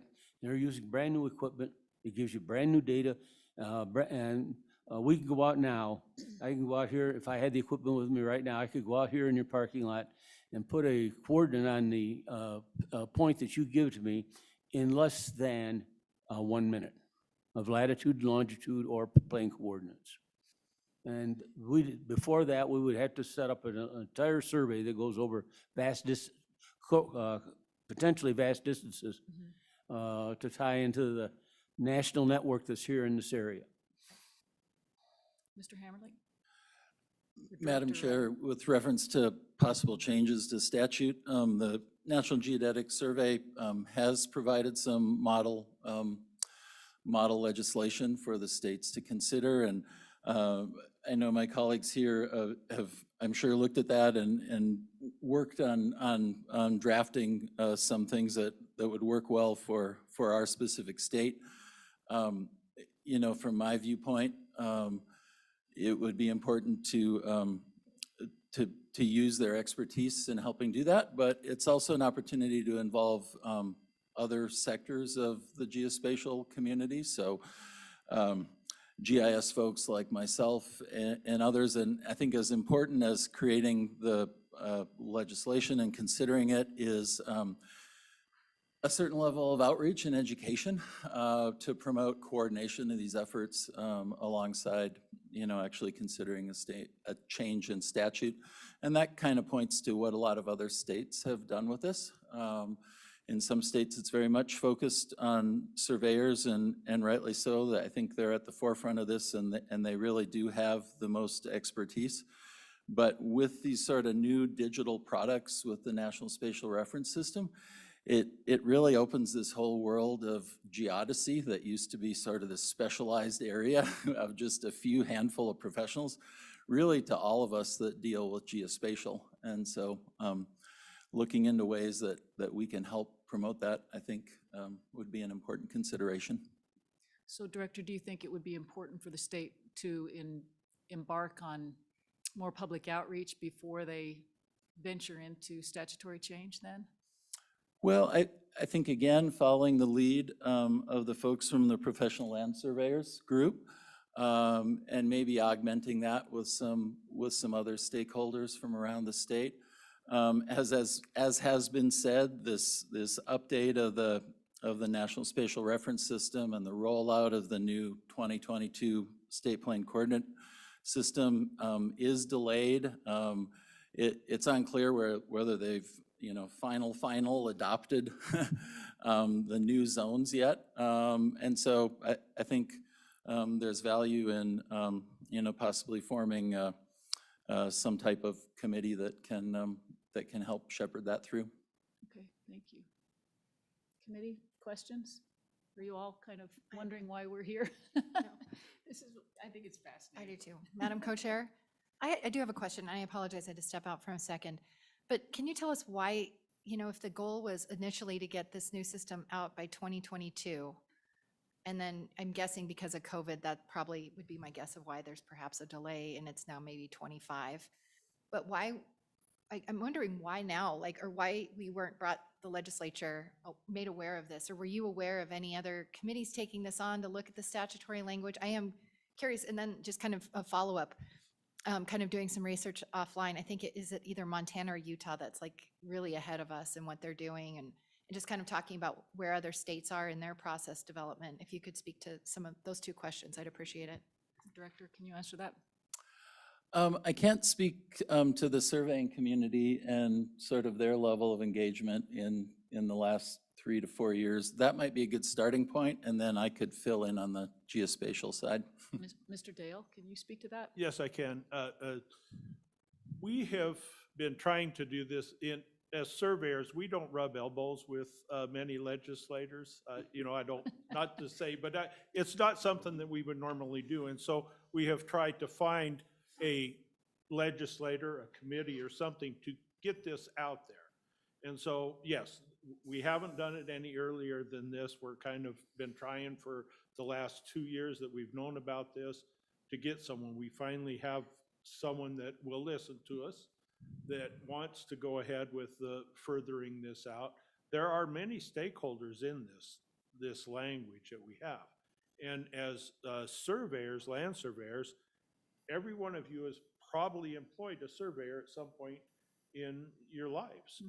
We go out there, we're the first ones to measure lands, we delineate boundaries for everybody, and we do all of these things. One of the things that you had said earlier about, we look online at some of our county websites that are showing property boundaries, and there are overlaps, and there are sometimes gaps in that. And some of that has to do with not having very accurate information and not using the same systems across the board for everybody. And we do have differences. The Bureau of Land Management has their system, all of their points in the ground, all of the section corners, all of the quarter corners, all of their aliquot points that are out there have a coordinate on them. It's a geographic coordinate that is then translated into a state plane coordinate. And that is one of the things that we're trying to update and bring online. And we're talking through both the BLM community and the land surveying community, the private community, to try and bring those two pieces of information together to make their information better, make our information better as land surveyors, to make the public's information better on those websites, to bring that information so we don't have gaps and we don't have overlaps and we don't have issues, because there's always going to be some errors in this, and we're trying to eliminate those errors, and having this new system will help us eliminate that. It's going to merge both the horizontal and the vertical components of the geospatial systems, state plane coordinates, into one system. So now we're not playing with two different systems. We're not having to do different types of calculations to bring from this system to now this system. It's all going to be under one. So it's going to help us in that respect. And having the statutes reflect a more generic system to allow us to use both the old stuff that we've had for many, many years, and also have the new stuff, and allow us to have both of those systems will, in the long run, make everything work more harmoniously. So, thank you. Thank you. Makes good sense. Committee, questions? Oh, follow-up. I'm sorry, Director. So from the GIS community, I'll just say that, the State Plane Coordinate System 2022 is probably just one example of many geospatial issues that would benefit from better coordination in the state. That's not to say there haven't been attempts to coordinate these kinds of activities in the past. I mean, going all the way back to the 1980s with the State Mapping Advisory Committee and tackling issues like mapping water rights across the state. As I mentioned, Governor Sullivan, I think, signed the first executive order that established something called the Wyoming Geographic Information Advisory Council that brought together representatives from all the state agencies, including UW, to look at coordinating geospatial information. That organization was superseded by some executive orders by governors that came after. I think where we're kind of at right now is, well, at one point, this was based in the Economic Analysis Division of A&I. Currently, that sort of coordination, at least in terms of the GIS Advisory Board, is supported at some level by ETS.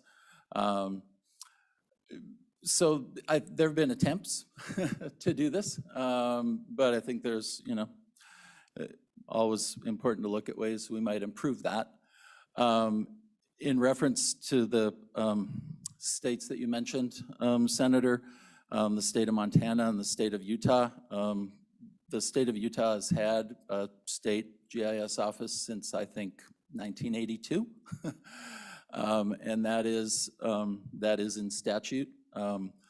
The state of Montana has been doing these coordination efforts since the mid-1980s. There it's based out of the Montana State Library.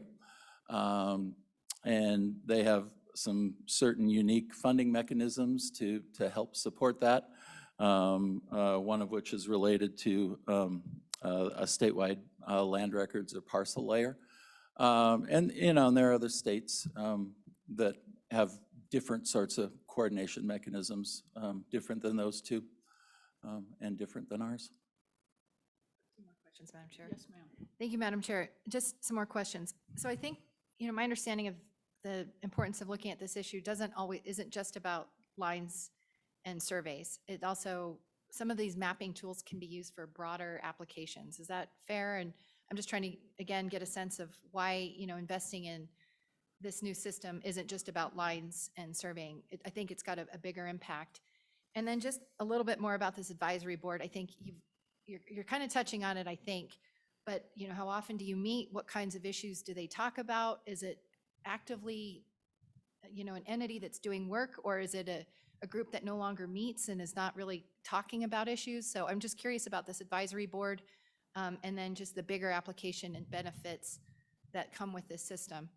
And then I guess because we're just doing this all out there, my third question is, if we do a statutory change, just thinking about how we're going to track down the fiscal note, like who's going to be looking at costs, and if we've already got some things already built into the system, if we've been transitioning to using some of this technology anyway. I'm just trying to figure out how that works, because this is just, it seems like the GIS is in no man's land being housed under ETS. And so I don't want people to maybe have the assumption that we're just investing in yet another computer system when it's got maybe a bigger purpose than that. So I threw a lot out there, but I just have a lot of questions. That's a lot to unpack, Director. That's exactly what I was going to say. That is a lot to unpack. I think the current coordination structure, in my opinion, has been kind of the victim of a certain amount of turnover in leadership at ETS, with the Chief Information Officer position as being kind of the lead on that. So we've had several of those, and we have a new one, and not had the opportunity to meet him in person. So I think in a way it's been a victim of that. The group has been meeting almost monthly over the last, I would say, year. There's a subcommittee of that called the Technical Advisory Group, which has representatives that have backgrounds that are sort of more technical in nature versus policy. And I think the idea is that those two entities work together to look at issues like this, where the Technical Advisory Group can look at a specific issue, whether it's a new coordinate system or the need for statewide addressing layer or new terrain models that could be used by JS professionals, and use that group to advise the policy group and make decisions in terms of, you know, standards and funding and those kinds of things. I might have only touched on one of your three questions, I'm not sure. Madam Co-Chair, follow-up. So my understanding is like mapping vegetation patterns and the impact that that might have on our ag producers or on wildlife. I mean, is that the more we invest in this type of mapping, are those potential benefits that we might see? So I think it's important to note that there's a lot of great things that are happening separate from any kind of coordination. And some of this is driven by programs at the federal level. Some of it is driven by, you know, what's going on with individual state agencies or groups at the university or county or city GIS groups. Certainly land cover mapping and looking at, you know, different and improved ways of doing that could be one of those activities. Good questions. Committee questions? Further questions? Did somebody, Representative Sweeney, did you have a question? Thank you, Madam Chairman.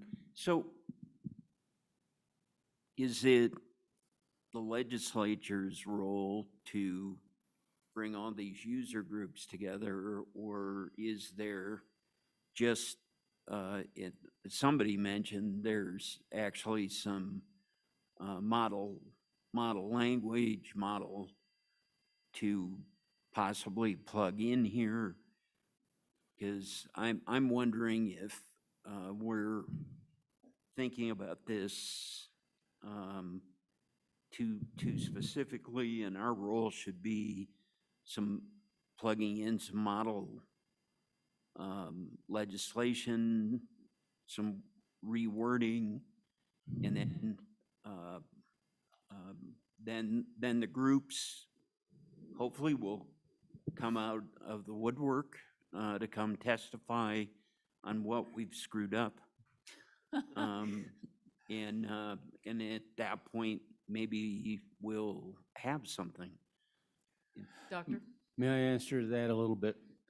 Let me back up just a minute to answer your question. The state plane coordinate system is a unified model of where things are located so that you can geographically relate them if you want to.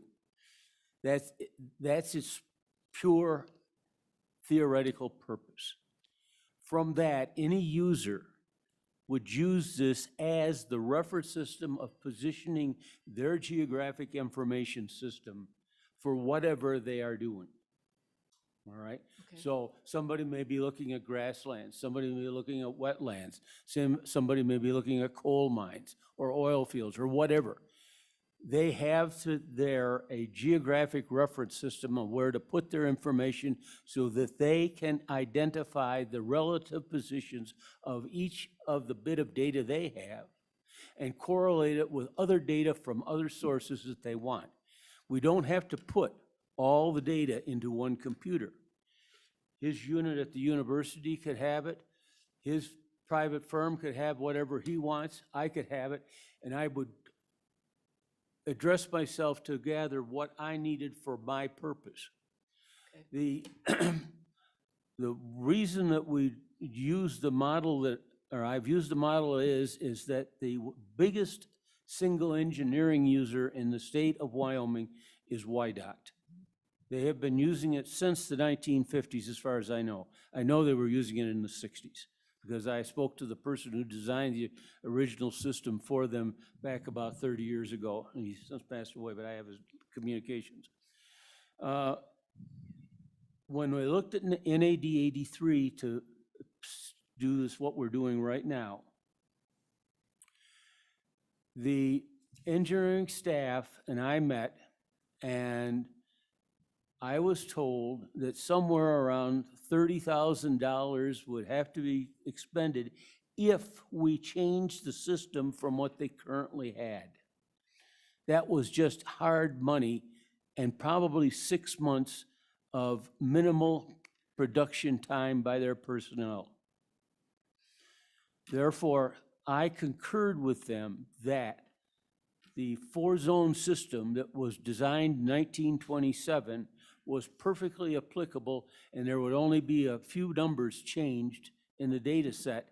And they did that literally over a weekend, and they were back up online running the next week. So the design of the system is actually three systems, but one of them is addressed in the law, is to accommodate the kinds of geographic reference systems that as far as we can tell, would be adaptable and adoptable to anybody who needs the location of their information in a geographic positional environment. All right? And so this document addresses the upgrading of the NAD 83 law to address the change in technology and the more representative way we do business, the model system would work as the underpinning for every part of the GIS or geospatial community. And even the federal government would use it as well. And that's what this is all about. Okay.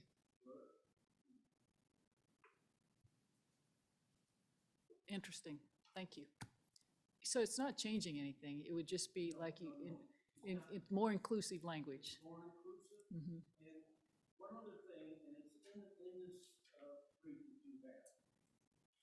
The international community will upgrade each of these terrestrial reference frames that are around the United States. There's 4. These are reflecting the crustal dynamics of our moving Earth. All right? They won't do it every day. They won't do it every 2 years. They'll do it periodically when they believe that the international terrestrial frame that the world is using and our national systems are far enough out that they should be reconnected for continuity. They will not change the name, except it'll be the National Spatial Reference System with the date of inception, which NGS, National Genetic Survey, has stated categorically that they will publish in the Federal Register, the official document of notification, when it will occur.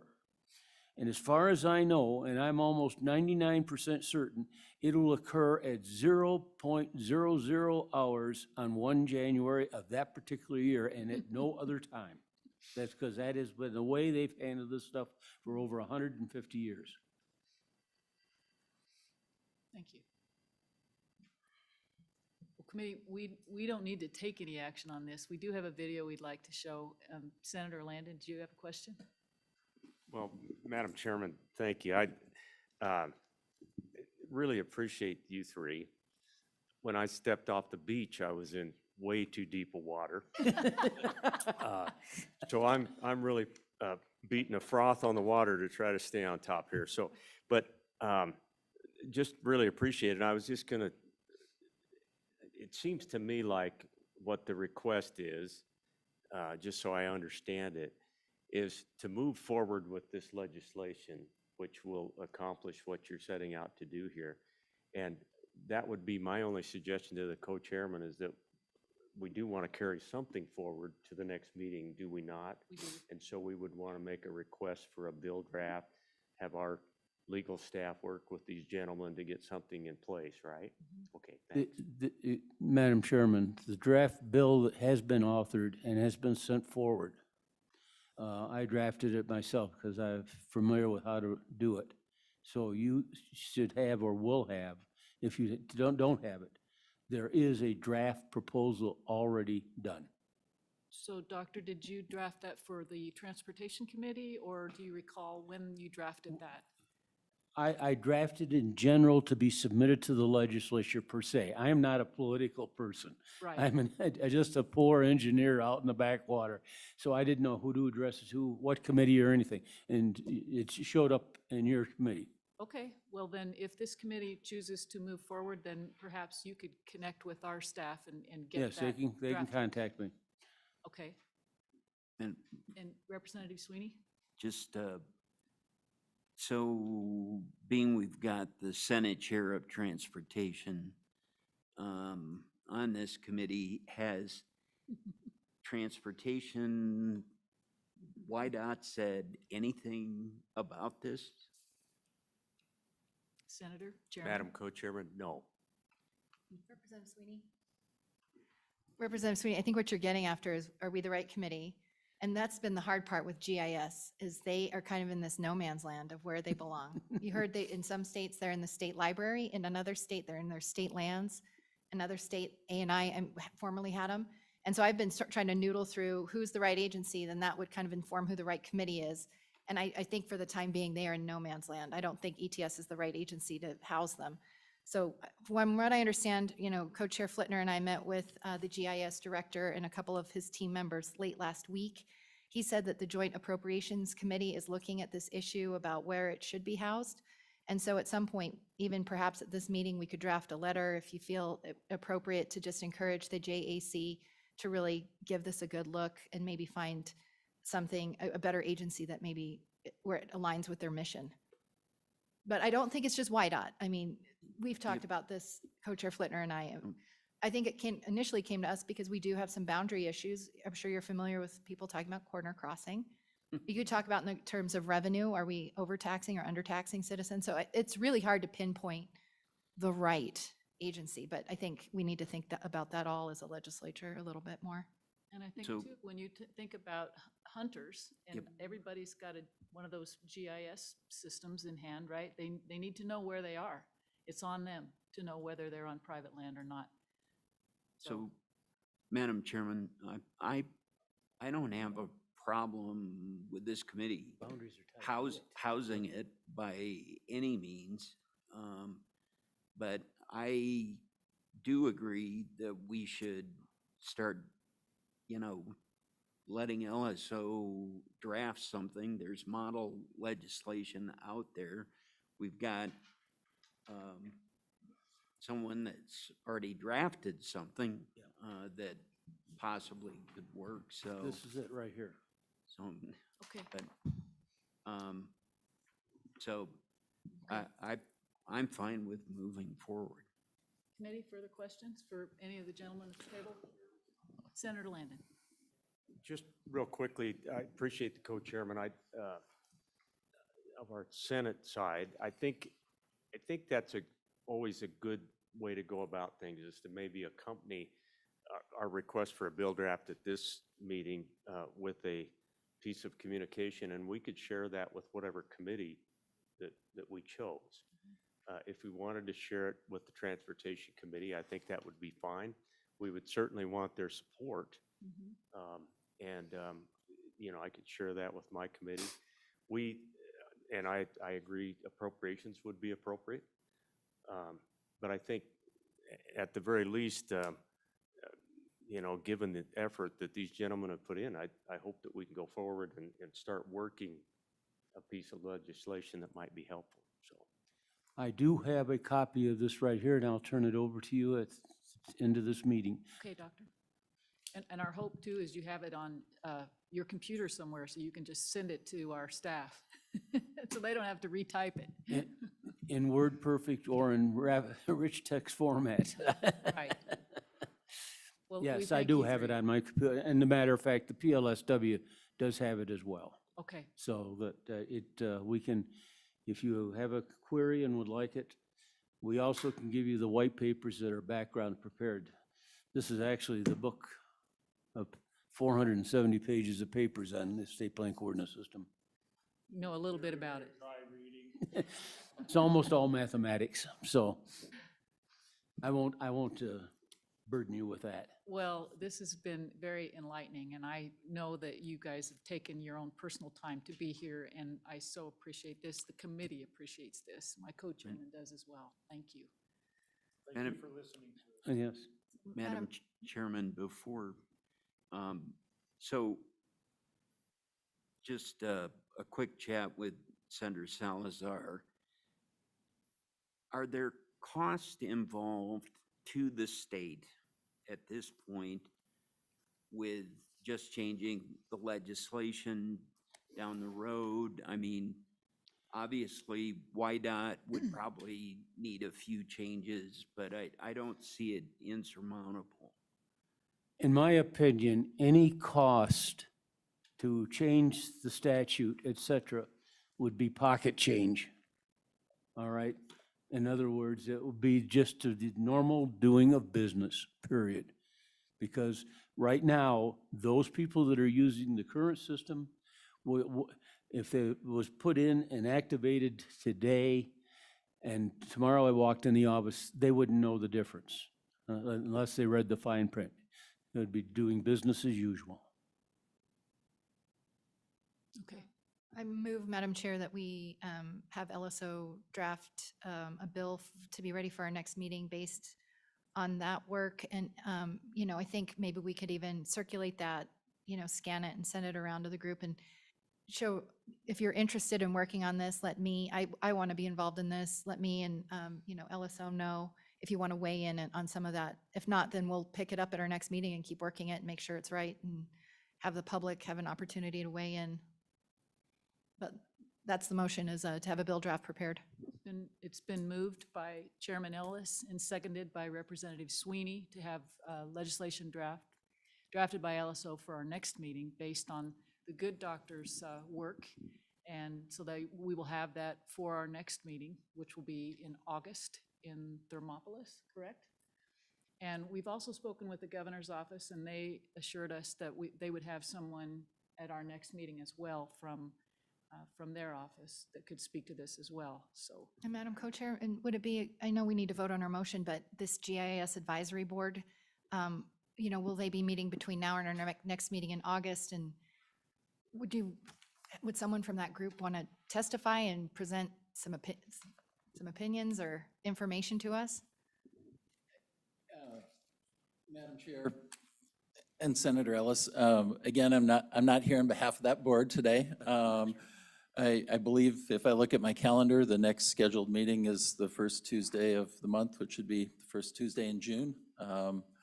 So that could be something that could be brought to the board chair, who I think acting in that role right now is the deputy CIO.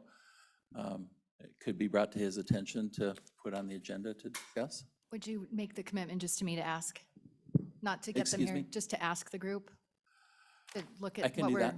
recap of what we're talking about, what we're trying to Mhm. get to, and Sure, please know we'd welcome their expertise at our next meeting. be happy to do that. Okay, committee, it's been moved and seconded. Is there any discussion? Representative Sweeney. I like the idea. I think Senator Landon mentioned as far as circulating, once we've got a draft, possibly getting it to other committees that might want to comment on it also. I don't know if that's the usual course of action, though. Well, I think that's a good idea as well, because this does, it is varied. I mean, this can be used, in the egg world, it's everywhere. And the key will be trying to get people to understand that this is just really an inclusion of new language that really, it's not a big sea change, so to speak. Well, in corporations for redistricting, hate to bring that one up, but. Right. So, Madam Co-Chair, Yeah, maybe. let's not go back there. yeah. Madam Co-Chair, maybe when we get legislation moved a little further along, we can send it out to folks, all members of the legislature through an email. And then for our next meeting, I will say, I think my co-chair and I are committed to finding the right person at GIS to come testify and lend their expertise too. That was a real unfortunate thing we didn't have today, was their direct testimony. But this is the motion, so that's why I didn't want to cloud it with the conversation in the letter. Any more discussion? Representative Jennings? Yeah, Madam Chairman, I'm going to be a no on this, and the reason is not because I don't want this to move forward. I think it's the right idea and it's working. I think this is the wrong committee. I don't know how it got here. I think there's places that it ought to go to, and by us drafting and getting that in place and taking testimony, we're taking away from where this ought to really be. I suspect transportation or corporations, either one, and they need to be hearing this, and they need to be hearing it as soon as possible so that they can actually move this forward, because let's get it done. But I don't think this is the right committee. Okay. Further comment or discussion? Okay, seeing none, we'll have a roll call on the motion. Or just a voice? Just a voice? Madam Okay. Chairman, you don't need a roll call if you don't want. Okay, so all those in favor, show of hands. Aye. Opposed, same sign. We have 3 nays, so motion carries. Gentlemen, thank you again. We appreciate it. And we will get your data.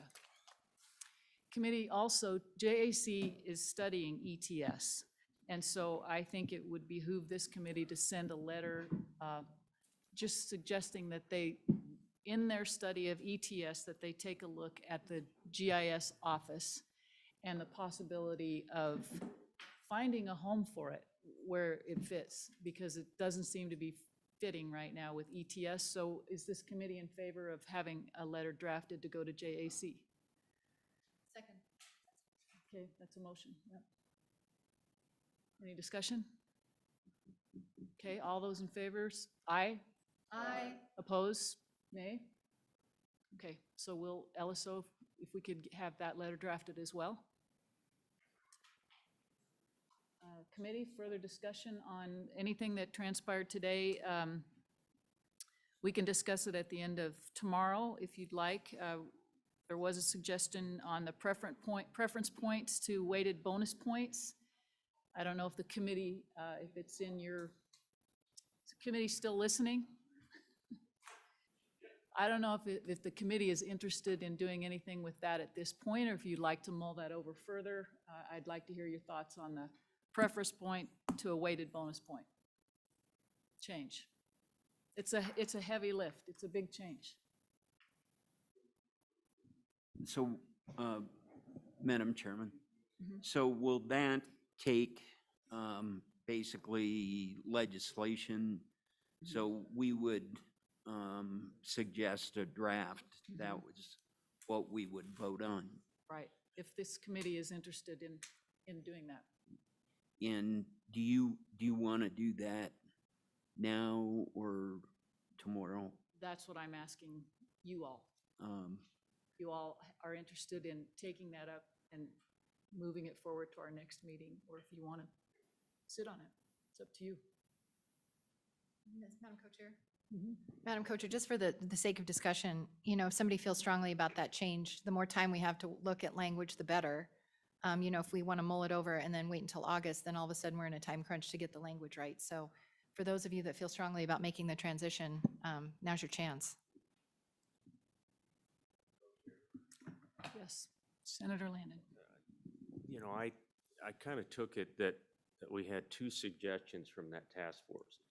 Whether or not the committee favors either one or both or neither, I agree with the co-chairman. I think that we ought to consider getting something drafted so that we can get a look at it. That's going to, you know, put it out in the sunshine too, which is not a bad thing. So we can either do that now, today, or we can do it at the end of the meeting tomorrow. And I thought it sounded like you were looking for motions, or, and I think we can just request a draft without a motion, but if you want a motion, we could sure make a motion. I would think that drafting both of those pieces would be appropriate. Whether we want to split those, the muleys and the whitetails, we can discuss that in August or September, whenever our next meeting is, but I think we ought to draft them both. Well, and thank you, Senator, I appreciate that. Particularly, I appreciate your expertise. I had just assumed on the splitting of the species, it sounded like there wasn't a whole lot of interest in that. So, and again, we can make these decisions at the end of the day tomorrow as well. So.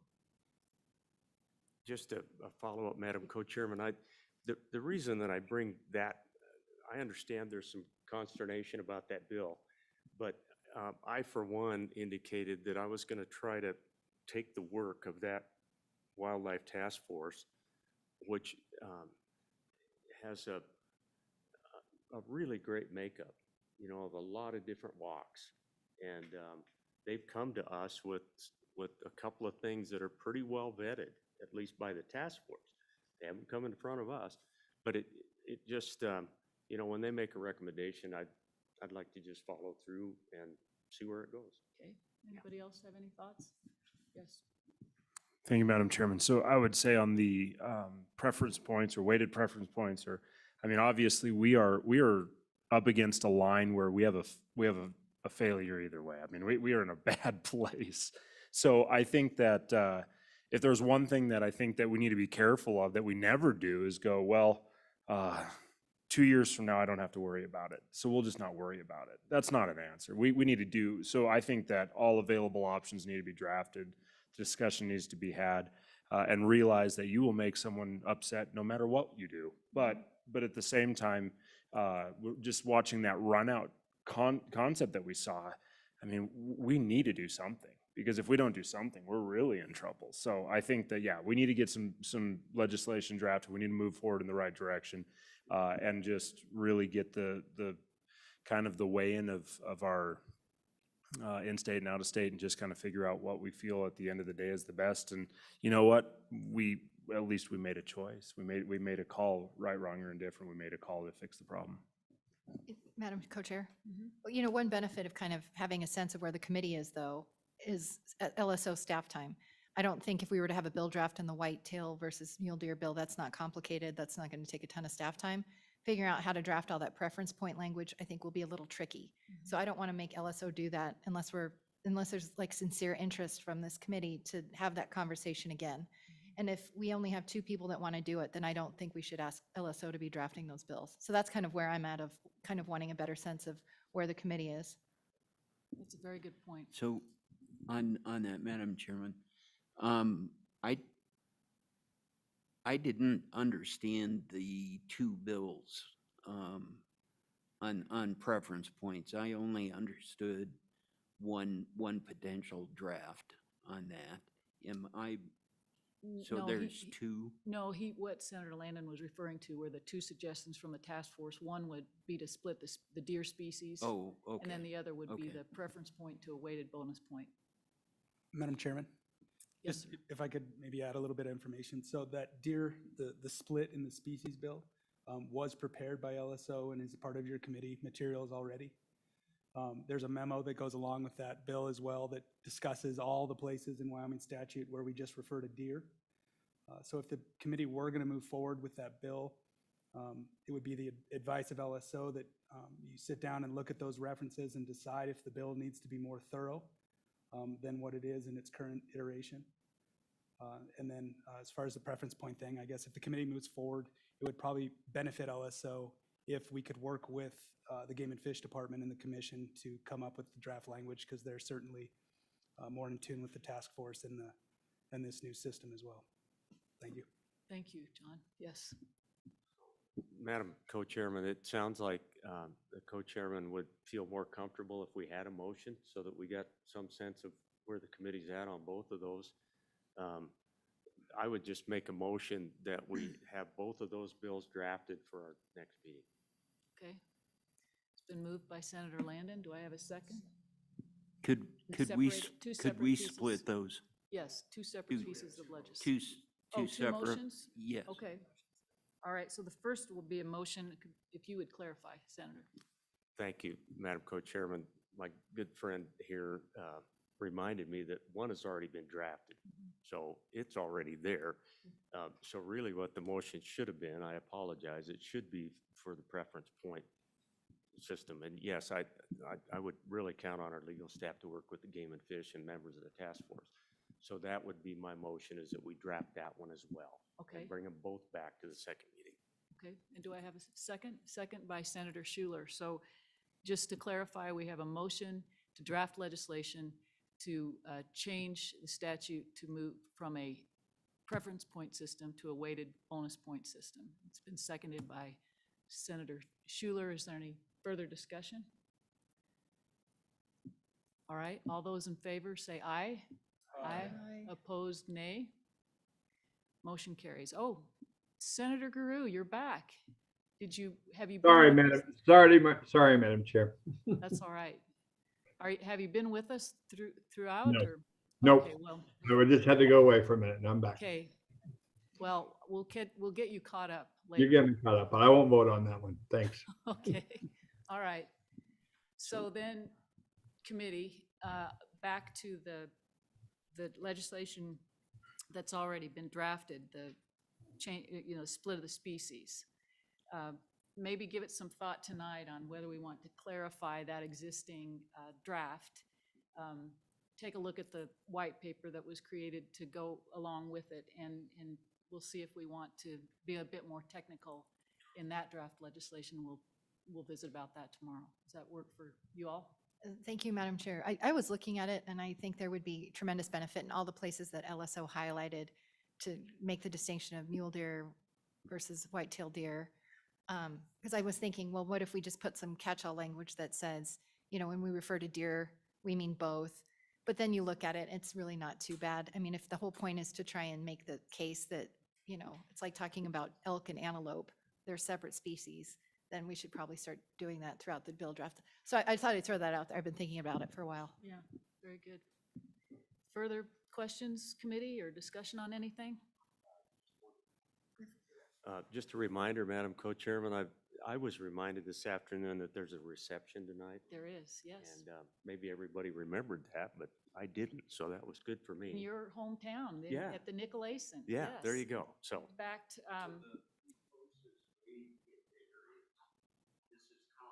right?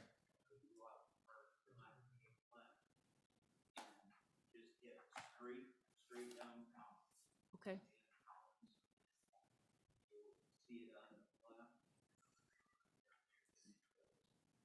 Thank you. We've had quite a day of culture. First it was fish.